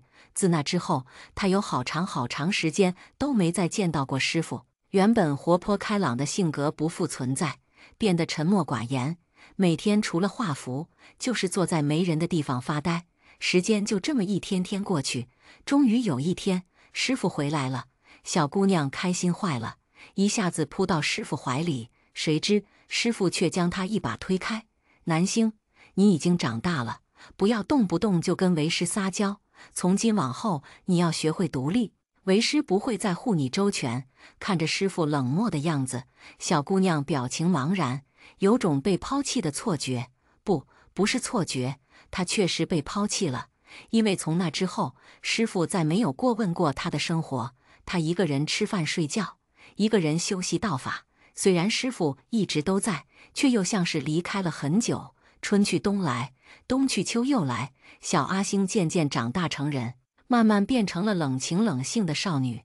她以为这辈子都不会再有什么人和事能牵动她的情绪，直到20岁那年，她意外得知世界上有一个和她气运相连的人危在旦夕。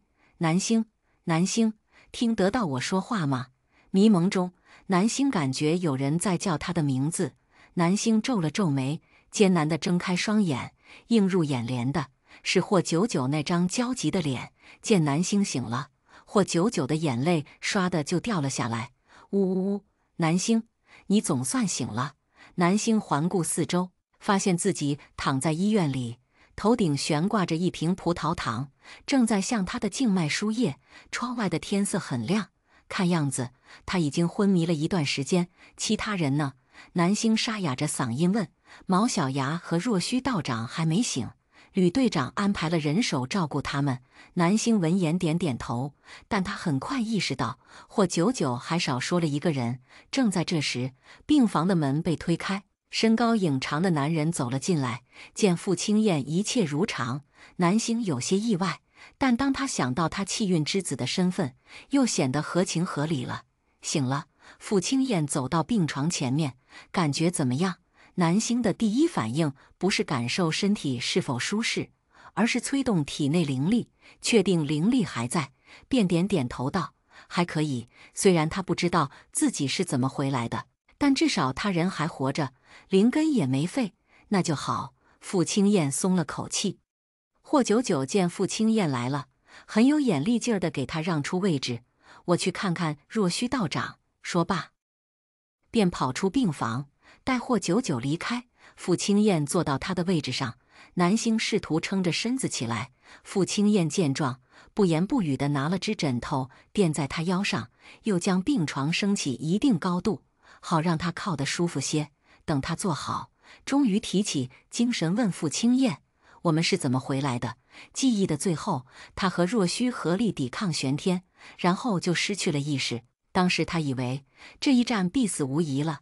若虚道长把玄天打跑了。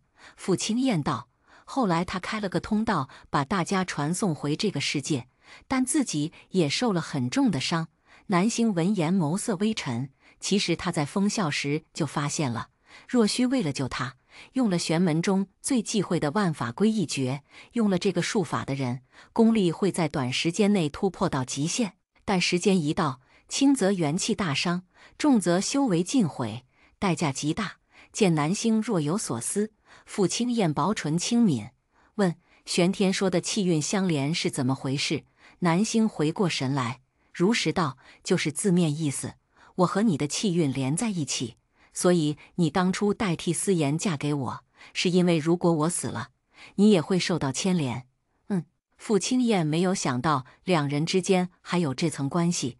他还以为南星只是单纯想蹭他这个气运之子的气运，为什么不早告诉我？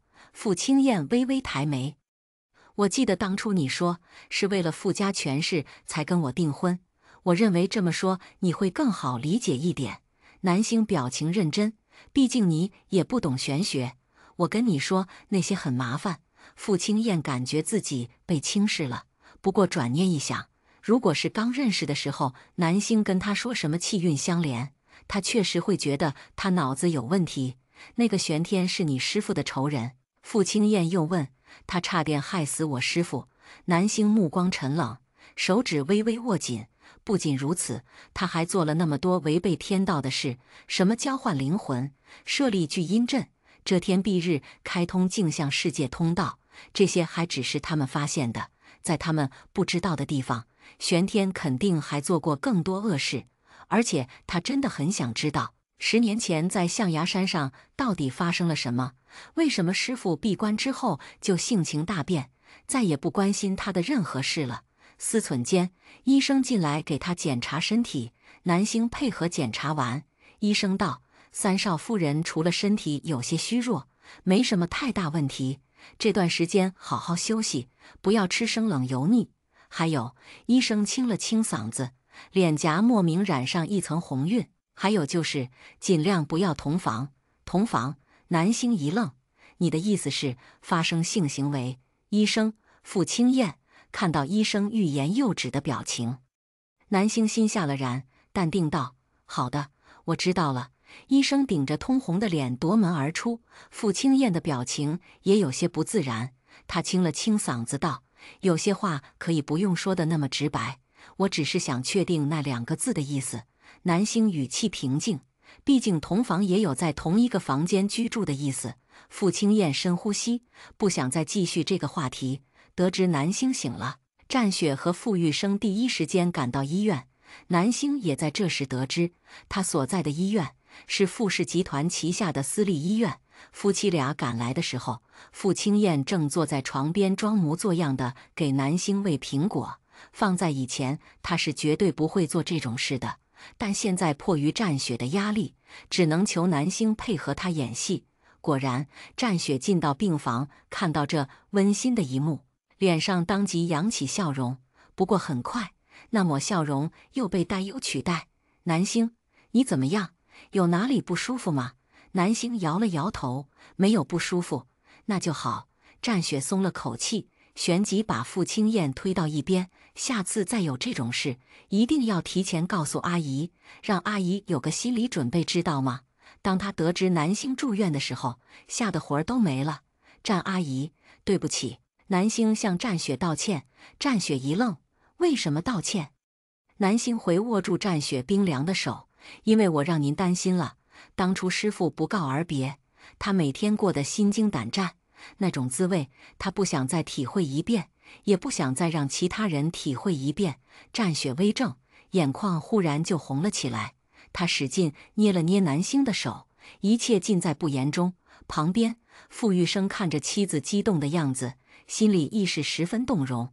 他和战雪一直想要个女儿，但战雪生完傅青燕之后，身体就一直不太好，二胎计划也就搁置了。他能感觉到战雪和南星很投缘，也是真心把她当亲生女儿看待的。对他们来说，南星的出现是意外，更像是上天的奖赏。夫妻俩看望完南星，叮嘱傅青燕好好照顾南星，便准备打道回府。谁知刚一出门，就撞上三个熟悉的身影。不远处，苏福雅带着思妍和思浩正往这边走。看到傅玉生和战雪，苏福雅露出虚伪的笑容。玉生、阿雪，你们也来了。战雪只微微点头，似乎不想和苏福雅说太多。对于苏福雅这个人，他一向没什么好感。一方面，他和许嫣关系很好；另一方面，傅青燕重病那会儿，已经让他彻底看清了这个女人的嘴脸。第117章，给他磕头，真是不好意思啊，我家南星又给你们添麻烦了。苏福雅叹了口气，脸上写满自责。南星是为了帮警方破案才受伤的，怎么算添麻烦？战雪没好气地对回去。再说，她现在已经是我们傅家的儿媳了，你一没生她，二没养她，一口一个你家南星，让旁人听了还以为你是她亲妈呢。苏福雅知道战雪不喜欢她，却没能想到她能当着孩子们的面把话说得这么难听，顿时十分尴尬。她扯了扯嘴角：“阿雪，你这说的什么话？我虽然不是南星的亲生母亲，但我一直待他视如己出。当年他走丢的时候，我难过的3天都没吃下饭。”听到苏福雅又拿这事给自己脸上贴金，战雪一阵反胃，嘲讽道：“要是没记错，当年他是跟你出门的时候走丢的吧？你要是那么在乎他，能把他弄丢吗？”苏福雅话没说完，傅玉生便抬腕看了眼时间，道：“阿雪，咱们该走了。”战雪知道傅玉生是不想让他跟苏福雅浪费口舌，直冷冷道：“南星刚醒，需要休息，你们别进去太长时间，我会让人盯着的。”说完，便随傅玉生离开了。待两人的身影消失在走廊尽头，苏福雅捏紧拳头，脸色变得格外难看。旁边的思妍也气坏了：“战阿姨什么意思？什么叫让人盯着？我们是贼吗？还需要人盯着？”苏福雅咬紧后槽牙，道：“肯定是那死丫头又在她面前说咱们的坏话了。之前战雪虽然跟她不亲近，但表面关系好歹还维护着，哪像现在光天化日直接给她甩脸子。贱人！”思妍小声嘀咕：“她都已经和傅三少订婚了，还有什么不满足的？咱们又不欠她的。现在京城上下谁不知道她南星命好？不仅是私家千金，还嫁给了傅青燕，连齐家和霍家都争着认她当干女儿。只不过她好像忘了，这些都是她让给她的。毕竟当初要不是她悔婚，就没有南星什么事了。满足？她怎么可能满足？”苏福雅轻嗤：“原本她也是私家千金，结果在道观生活了10几年，估计心里恨死咱们了。正想着怎么报复回来呢，那是他自己命不好，跟咱们有什么关系？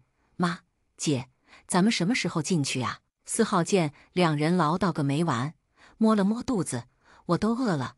苏福雅嘴角一抽，你不是吃过午饭了吗？怎么又饿了？他嫌午饭太清淡，就吃了几口，能不饿吗？思妍翻了个白眼，越看4号越觉得不顺眼。以前他只觉得4号傻乎乎的，是个合格的工具人。自从4号献祭了他的寿命，他就发现这小子不仅自私，还恶毒。好了好了，先干正事。苏福雅蹙眉，一会儿进去态度都好一点。你们的命还在他手里攥着呢。这2天他仔细想了想，那丫头吃软不吃硬，逼他去求地藏仙肯定不行，那就只能用迂回的方式。苏福雅觉得，只要他好处给到位了，南星不至于跟思妍和4号过不去。3人来到病房的时候，南星正坐在病床上闭目调息，傅青燕则是坐在旁边的沙发上，戴着耳机远程旁听会议。看到3人，男人微不可察地皱了皱眉：“阿燕，我们是来看南星的。”苏福雅先发制人：“你司叔叔听说南星住院急坏了，特意让我们过来看看。”这么一说，就显得他们是司长林叫过来的，连轰出去的理由都没有。傅青燕摘下耳机，表情茫然道：“你说什么？刚才没听见。”空气微微凝固，苏福雅和思妍的脸色都有点难看，唯独4号没听出好赖话，大声重复：“我妈说，爸爸听说南星姐姐住院了，很着急，让我们过来看看。”傅青燕眸色微沉。正这时，病床上的南星睁开双眼，看向3人：“如果你们是为了地藏仙的事来找我，那还是回去吧。”苏福雅表情一僵，似乎没想到南星这么快就看穿了他的意图。他用2秒时间整理好情绪，笑着道：“我们就是听说你住院了，来看看你。你别误会。”南星自然不会相信苏福雅说的话，但这件事不解决，3人肯定会继续死缠烂打。想着，南星对傅青燕道：“傅3少，你先出去吧。”傅青燕犹豫片刻，撂下一句“有事叫我”，便离开房间。见傅青燕走了，苏福雅稍稍松了口气。她将2个孩子推到南星面前，好声好气道：“上次的事多亏你帮忙，妍妍和浩浩为了感谢你，特意带了东西过来。”南星这才注意到2人手上拎着好几个包装精美的礼盒，只不过思妍的表情管理明显不太好，说是来看他，脸却臭得像是谁欠了他500万似的。倒是4号还记得苏福雅交代的话，90度鞠躬道：“南星姐姐，谢谢你，你的大恩大德我记在心里了。”思妍嘴角一抽，白眼差点翻到天上去，但碍于苏福雅在场，只得跟着道：“谢谢你，祝你早日康复。”苏福雅满意的笑笑：“你身子弱，这些补品一定要记得吃啊。”南星懒得拆穿3人的嘴脸，淡淡道：“谢谢。对了，这个是你爸爸让我给你的。”苏福雅打开挎包，从里面掏出一张黑色烫金信封。下个月京城有一场拍卖会，里面会展出一些和玄门相关的藏品，这是门票，你可能会用得上。南星微微挑眉，他还以为苏福雅会蠢到用金钱贿赂他，没想到还是动了些心思的。见南星没有马上拒绝，苏福雅就知道他应该是对门票感兴趣，递出去的手稍稍往回一收。不过你爸爸也让我给你带句话。很好，终于切入正题了。南星靠在床头，狭长无波的双眸看向苏福雅，等着他继续往下说。他说：“谢谢你为妍妍和浩浩做的一切，但如果可以的话，还是希望你能再想想办法，看看能不能把那10年也抹掉。没别的办法了。”南星打断苏福雅：“献祭寿命是4号自己提出来的，仙家不必为此承担责任。”虽然早知道南星会这么说，但听到这个答案，苏福雅还是无法接受。是，主意是4号想的，但他只是口不择言呐，担心这一趟又要跑空。苏福雅也顾不得长辈的颜面了，他咬咬牙，一鼓作气地将信封塞到南星手里，用力握住他的手。南星，算阿姨求你了，求你帮帮他们好不好？你想要什么，阿姨都可以给你。说着，又看向思妍、思浩、妍妍、浩浩，还不快求南星帮忙？思浩就是快砖，哪里需要哪里搬。苏福雅一声令下，思浩立马双腿一弯，扑通一声跪在地上。南星姐姐，求你帮帮我，我知道错了，以后再也不去庙里乱拜了。你能不能让地藏仙把那10年还给我？我长大肯定行善积德，做个好人。南星姐姐，求你了，我给你磕头了。眼看思浩就要磕下去，苏福雅表情一僵，他是让思浩演得像一点，但没让他演得这么卖力啊。南星又不是他祖宗，磕头像话吗？正想着，思妍已经将思浩从地上拽了起来。男儿膝下有黄金，老师没教过你，不能随便给人下跪吗？思浩甩开思妍的手，可是我想活命啊。10年对思妍来说也许不算什么，但对他来说，10年可以多玩很多游戏，多吃很多好吃的。思妍被思浩气得够呛，强忍着才没扇上去。看着姐弟俩互相不对付的样子，南星算是明白仙家为什么不愿意帮忙了。他不动声色推开苏福雅的手，不是我不想帮，而是我已经尽力了。如果你实在不满意，可以去求地藏仙，让他把思浩的那10年再加到思妍身上，说不定他会同意。思妍本来就很烦躁，听到南星这么说，怒火一下子转移到他身上，气急败坏道：“我看你就是不想帮我们吧？你要是不想帮就直说，不用装出一副为难的样子，说什么地藏仙不愿意，糊弄谁呢？”思浩见思妍又要发火，连忙拽思妍袖子：“姐。”思妍甩开他：“我们来看你，是给你面子。那10年的寿命，你不愿意帮我们求回来就算了，我们还不稀罕呢。”思妍说完，又看向苏福雅：“妈，你也别跟他废话了，他压根儿就不想帮我们，这是在看咱们笑话呢。”苏福雅脸色难看，小声提醒：“妍妍，你怎么答应我的？”他在外面千叮咛万嘱咐，让他们见到南星之后表现得卑微点，别吹胡子瞪眼的。现在倒好，才进来没几分钟，思妍就又绷不住了。思妍这会儿正在气头上，根本听不进去苏福雅的话，特别是看到南星那张淡定的脸，更觉得自己是热脸贴冷屁股，赌气的厉害。你们愿意求就求他吧，别带上我，我还不至于为了多活10年连脸都不要了。他今天答应跟苏福雅过来就是个错误，毕竟南星要是真有心帮他们，也不会等到现在了。见这次又要无功而返，苏福雅也没心情再伪装，他捏紧手里的信封，一改温柔的态度，带着威胁的口吻问：“南星，你真的不打算帮我们是吗？这丫头或许对钱不感兴趣，但拍卖会的门票可是有价无市。我说了，不是不帮，而是帮不了。”南星道：“如果我不打算帮忙，一开始就不会上山去找地藏仙，更不会把思浩的魂找回来。谁知道思浩丢魂是不是真的？”思妍反驳：“就算是真的，也有可能是你在自导自演呢。”南星被思妍的逗笑了，他看向思妍那张气到发胀的脸，淡淡道：“既然你心里已经有答案了，那就不要再来找我了，免得在我这里讨不到好处又急得跳脚。还有，你的姻缘线一团乱，后半辈子不会好过，到时候会不会主动寻死还不一定。你……”思妍瞠目结舌，差点被南星气晕过去。“南星，你又诅咒我！”见南星出口重伤思妍，苏福雅再也忍不下去，咬牙切齿道：“浩浩和妍妍虽然不是你的亲弟弟亲妹妹，但好歹都是私家人，骨子里和你流着一样的血。你现在把他们当成外人，那等你以后你有需要他们的时候，希望也能像现在这么清高。”南星冷笑一声：“他们不给我惹麻烦就是万幸了。”苏福雅这2个孩子，一个比一个不让人省心。显然，苏福雅还没意识到这一点。“好，这可是你说的。”苏福雅点点头，扬起手中的信封，当着南星的面撕成碎片。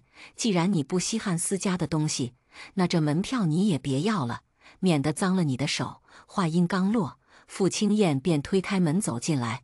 方才几人的对话，他在外面听得清清楚楚。如果不是亲耳所闻，他还真不知道苏福雅能不要脸到这个程度。傅清燕看一眼躺在垃圾箱里被撕碎的信封，微微挑眉：“这是荣宝拍卖会的门票。”苏福雅一愣，没想到傅清燕会在这个节骨眼上进来，顿时有些尴尬。阿燕，我们正跟南星说正事呢，你所谓的正事，就是用一张拍卖会门票威胁他为你的儿子和女儿办事。傅清燕走到苏福雅面前，因为身高的差异，只是站在那里就很有压迫感。不是的，阿燕，你误会了。司太太有所不知，傅氏集团是这场拍卖会的赞助商，门票被你撕了不要紧，公司里有的是。苏福雅听到这话，脸都变成了酱色。他今天过来是为了逼南星就范的，可不是为了丢人现眼的。与此同时，思妍的心思全部跑到了傅清燕身上。自打傅清燕生病，他们就成了陌路人。但是现在看到男人大病初愈的样子，思妍不禁想起曾经和他有婚约在身的人是自己，一时间心中又酸又涩。想着，他委屈地抿了抿唇，鬼使神差地向傅清燕抱怨：“傅三少，南星刚才诅咒我，说我会不得好死。”第118章，别不要我。傅清燕微微挑眉，似乎没想到思妍会疯癫到在他面前说南星的不是。诚然，他和南星没什么感情，但他毕竟是他名义上的未婚妻，远近亲疏，他还是分得清的。万一他说的是真的呢？傅清燕心平气和地说出扎心的话：“是真的，就不算诅咒。”思妍闻言愣了一秒，待他反应过来，傅清燕站在了南星那边，顿时有些崩溃。我找其他人算过命，他们都说我命很好，只有南星说的跟他们不一样。这不是诅咒是什么？为了证明自己不是在乱泼脏水，思妍把南星以前说过的话一五一十复述给傅清燕，然后装出一副很委屈的样子道：“我也不知道哪里得罪他了，让他这么恨我。明明我们是姐妹，他却一点都没把我当妹妹。难道就因为之前和你有婚约的人是我，他就要这么针对我吗？”思妍不提婚约还好，一提这事，傅清燕顿时又回想起他卧病在床那段时间，某人直接玩起人间蒸发的不耻行径。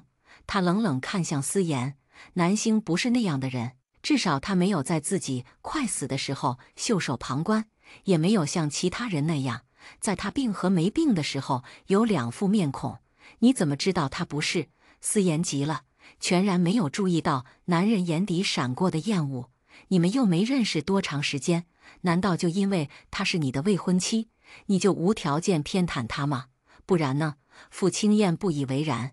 我不偏袒自己的未婚妻，难道还要偏袒某位对我落井下石的大小姐吗？思妍被戳到痛处，下意识辩解：当初我不嫁给你，是因为有人求着要做三少夫人，要不是因为他，现在你的未婚妻就是我了。思妍句句没提南星，却句句都在暗指南星，就连4号都听不下去了。姐，你怎么说谎啊？明明是你自己不想嫁给阿燕哥哥，说嫁过去就要守活寡。4号话没说完，就被苏福雅捂住嘴。他真是服了这2个孩子了。对不起阿燕，不管你怎么想，事情都已经过去了，希望你能不计前嫌。苏福雅不敢得罪傅清燕，只得匆匆道歉，希望尽快将这个话题接过。但傅清燕显然不想就这么放过他们，她已经忍这几个人很久了。当初思妍哭着喊着要嫁给他的时候，她就十分抵触，后来还是傅玉生和战雪好说歹说，才让她妥协。原本她想着，既然必须联姻，那娶谁不是娶？思妍要是不介意有名无实，就让她做这个三少夫人。结果没过多久，她就生了那场大病，先前像苍蝇一样围着他转的几个人，顿时消失得无影无踪。那段时间，不仅是他，就连傅玉生和战雪都承受了很大的压力。外界都说他们眼光不好，找了个薄情寡义的儿媳妇，一群人等着看他们的笑话。而面对那些人的质疑，思妍自始至终都没表态，就像是在等着他用死亡来给这场闹剧画上句号。司太太以为一句都过去了，就能把自己的所作所为一笔勾销。傅青燕居高临下盯着苏福雅，眸光寒冷刺骨。我倒是不知道这世上有这么轻巧的事，苏福雅。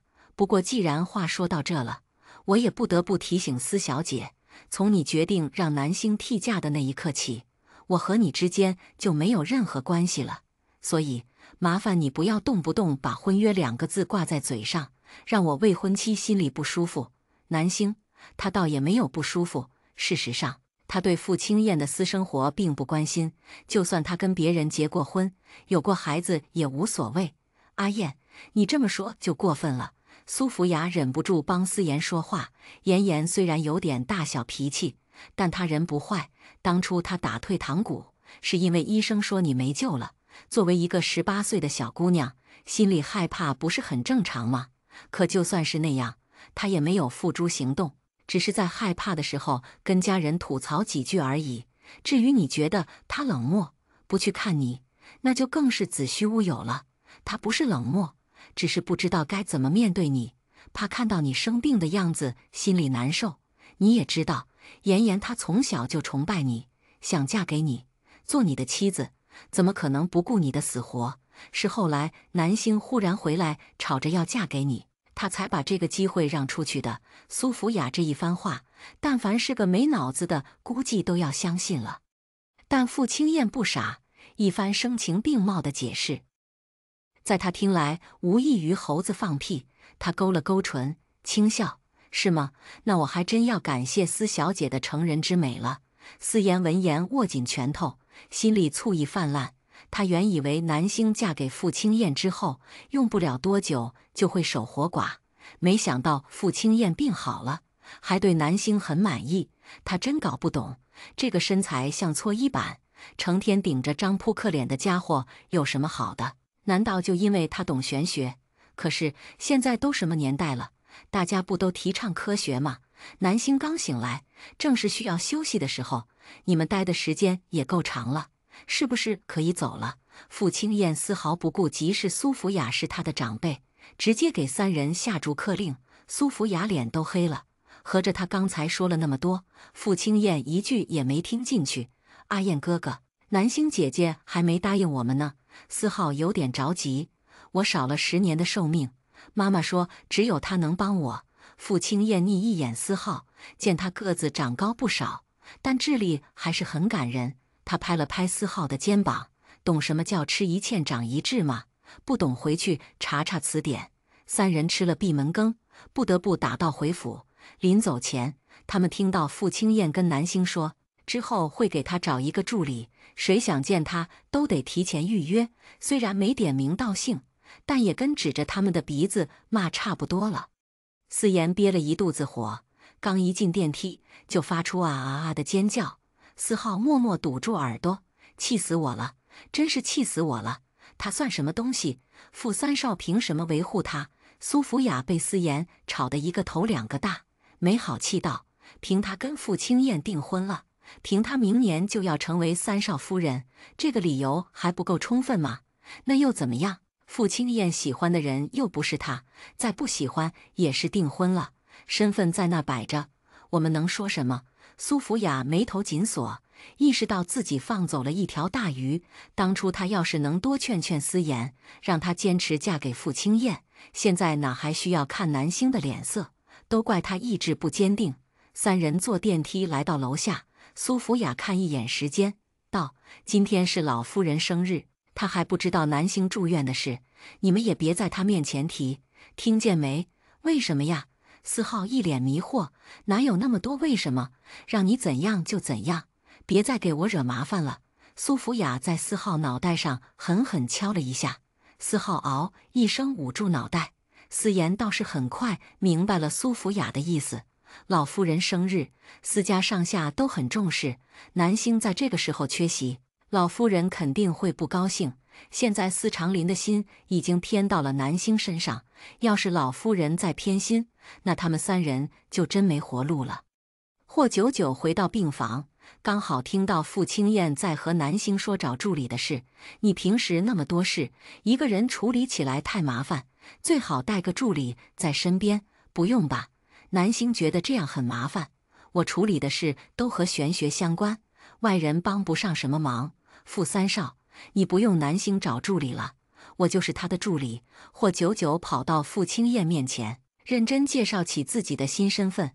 我现在帮南星处理账号私信，维护粉丝群，还有控评，一条龙服务。傅青燕只知道霍九九是南星的跟屁虫，不知道他还帮忙做这么多事，不由得对他有些刮目相看。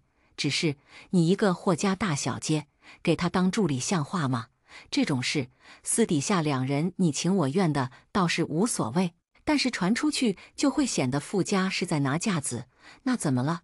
霍九九毫不在意，反正我们学校的课也不多，闲着也是闲着，做什么不是做呀？而且他感觉和南星在一起的时候真的很开心，如果可以，他希望一辈子都当南星的小跟班。傅青燕见他态度这么坚决，没再说什么，只道：既然你是南星的助理，那加一下我的微信吧。霍九九愣了一下，以为自己听错了。传闻傅青燕性格高冷，轻易不与人交换联络方式，没想到今天竟然主动要加他的微信。霍九九欣喜地掏出手机，添加傅青燕的微信。男人的微信名字就叫傅青燕，头像是一张落日余晖的风景照，看上去没什么特别的，不过倒是符合他不可相耳的性格。以后有什么事可以直接联系我。傅青燕说完，霍九九愣了一秒，随后反应过来，他指的是和南星有关的事。霍九九莫名磕了一脸，连忙点头：好的好的，我一定把你老婆照顾好。南星，傅青燕。当晚，毛小牙醒了，吕光连忙带人来到医院，在病房里对毛小牙展开审讯。这期间，秦琪一直没有现身。据霍九九说，他是因为不知道怎么面对平行时空的女友才没过来，但南星知道他早晚会出现。病房的门打开，吕光一脸严肃地走出来：怎么样，吕队，他认罪了吗？吕光的助手纪云问。认了，但是怎么了？纪云皱了皱眉，有种不好的预感。吕光叹了口气道：这个案子涉及玄学，帮毛小牙开辟通道的那个人是个修邪之人，南星就是跟那人交手之后才受伤的，所以我们抓不住他嘛。吕光摇了摇头，警方没那个能力，仅凭南星一个人肯定也不行。他之所以郁闷，也是因为这个，他是警察，只能通过科学的方式解决问题。原本他想着毛小牙的案子涉及平行时空，把人从平行时空抓回来就完事了，却没想到这后面还牵扯着更大的一张网。玄天修邪之后功力大涨，不断作恶，毛小牙的案子只是冰山一角罢了，不如像安国一样成立一个特殊调查处。纪云提议，玄天不除，以后这样的案子只多不少，总不能天天麻烦那个小丫头。我也正有这个想法。吕光道：不过这件事得跟傅三少沟通一下，他不发话，上面肯定不会批。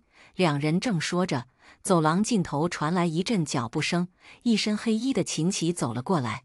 男人表情平静，脸色却很差。秦先生，吕光有些意外，没想到秦琪这个时间过来了。秦琪朝吕光点点头，问：他在里面？我能进去看看他吗？吕光担心秦琪做出什么极端的行为，给纪云使了个眼色。纪云连忙道：毛小牙是犯人，为了保证你的安全，我陪你一起进去。秦琪没说什么。病房里，毛小牙正坐在病床上发呆，他盯着手里的红豆手链，眼神空洞无光。听到开门声，也没有反应，直到秦琪走到他面前。毛小牙抬起头，看到秦琪的瞬间，眼眶通红，眼泪一滴一滴地砸了下来。从前看到毛小芽哭，秦琪总会惊慌失措地去哄，但是现在看着面前这张和毛小芽一模一样的脸，他半点都感觉不到心疼，因为他很清楚，这个人不是他的女朋友，他不属于这个时空，也不属于他。阿奇，毛小芽握紧红豆手链，声音颤抖地叫他的名字。阿奇，对不起，为什么杀他？秦琪居高临下看着毛小芽，冰冷的目光充满绝望。因为我爱你，我不能没有你。毛小芽声音哽咽，那个世界的你死了，我实在没办法了，只能用这种方式回到你身边。阿奇，你会原谅我吗？虽然我不是这个世界的毛小芽，但我比他更懂事，更爱你，更适合做你的女朋友。别不要我，好吗？毛小芽说着，情绪忽然激动起来，她扔掉红豆手链，一把抓住秦琪的手。第8集正在快马加鞭赶制，每天中午12点都会更新，记得点赞，关注小河不迷路哦。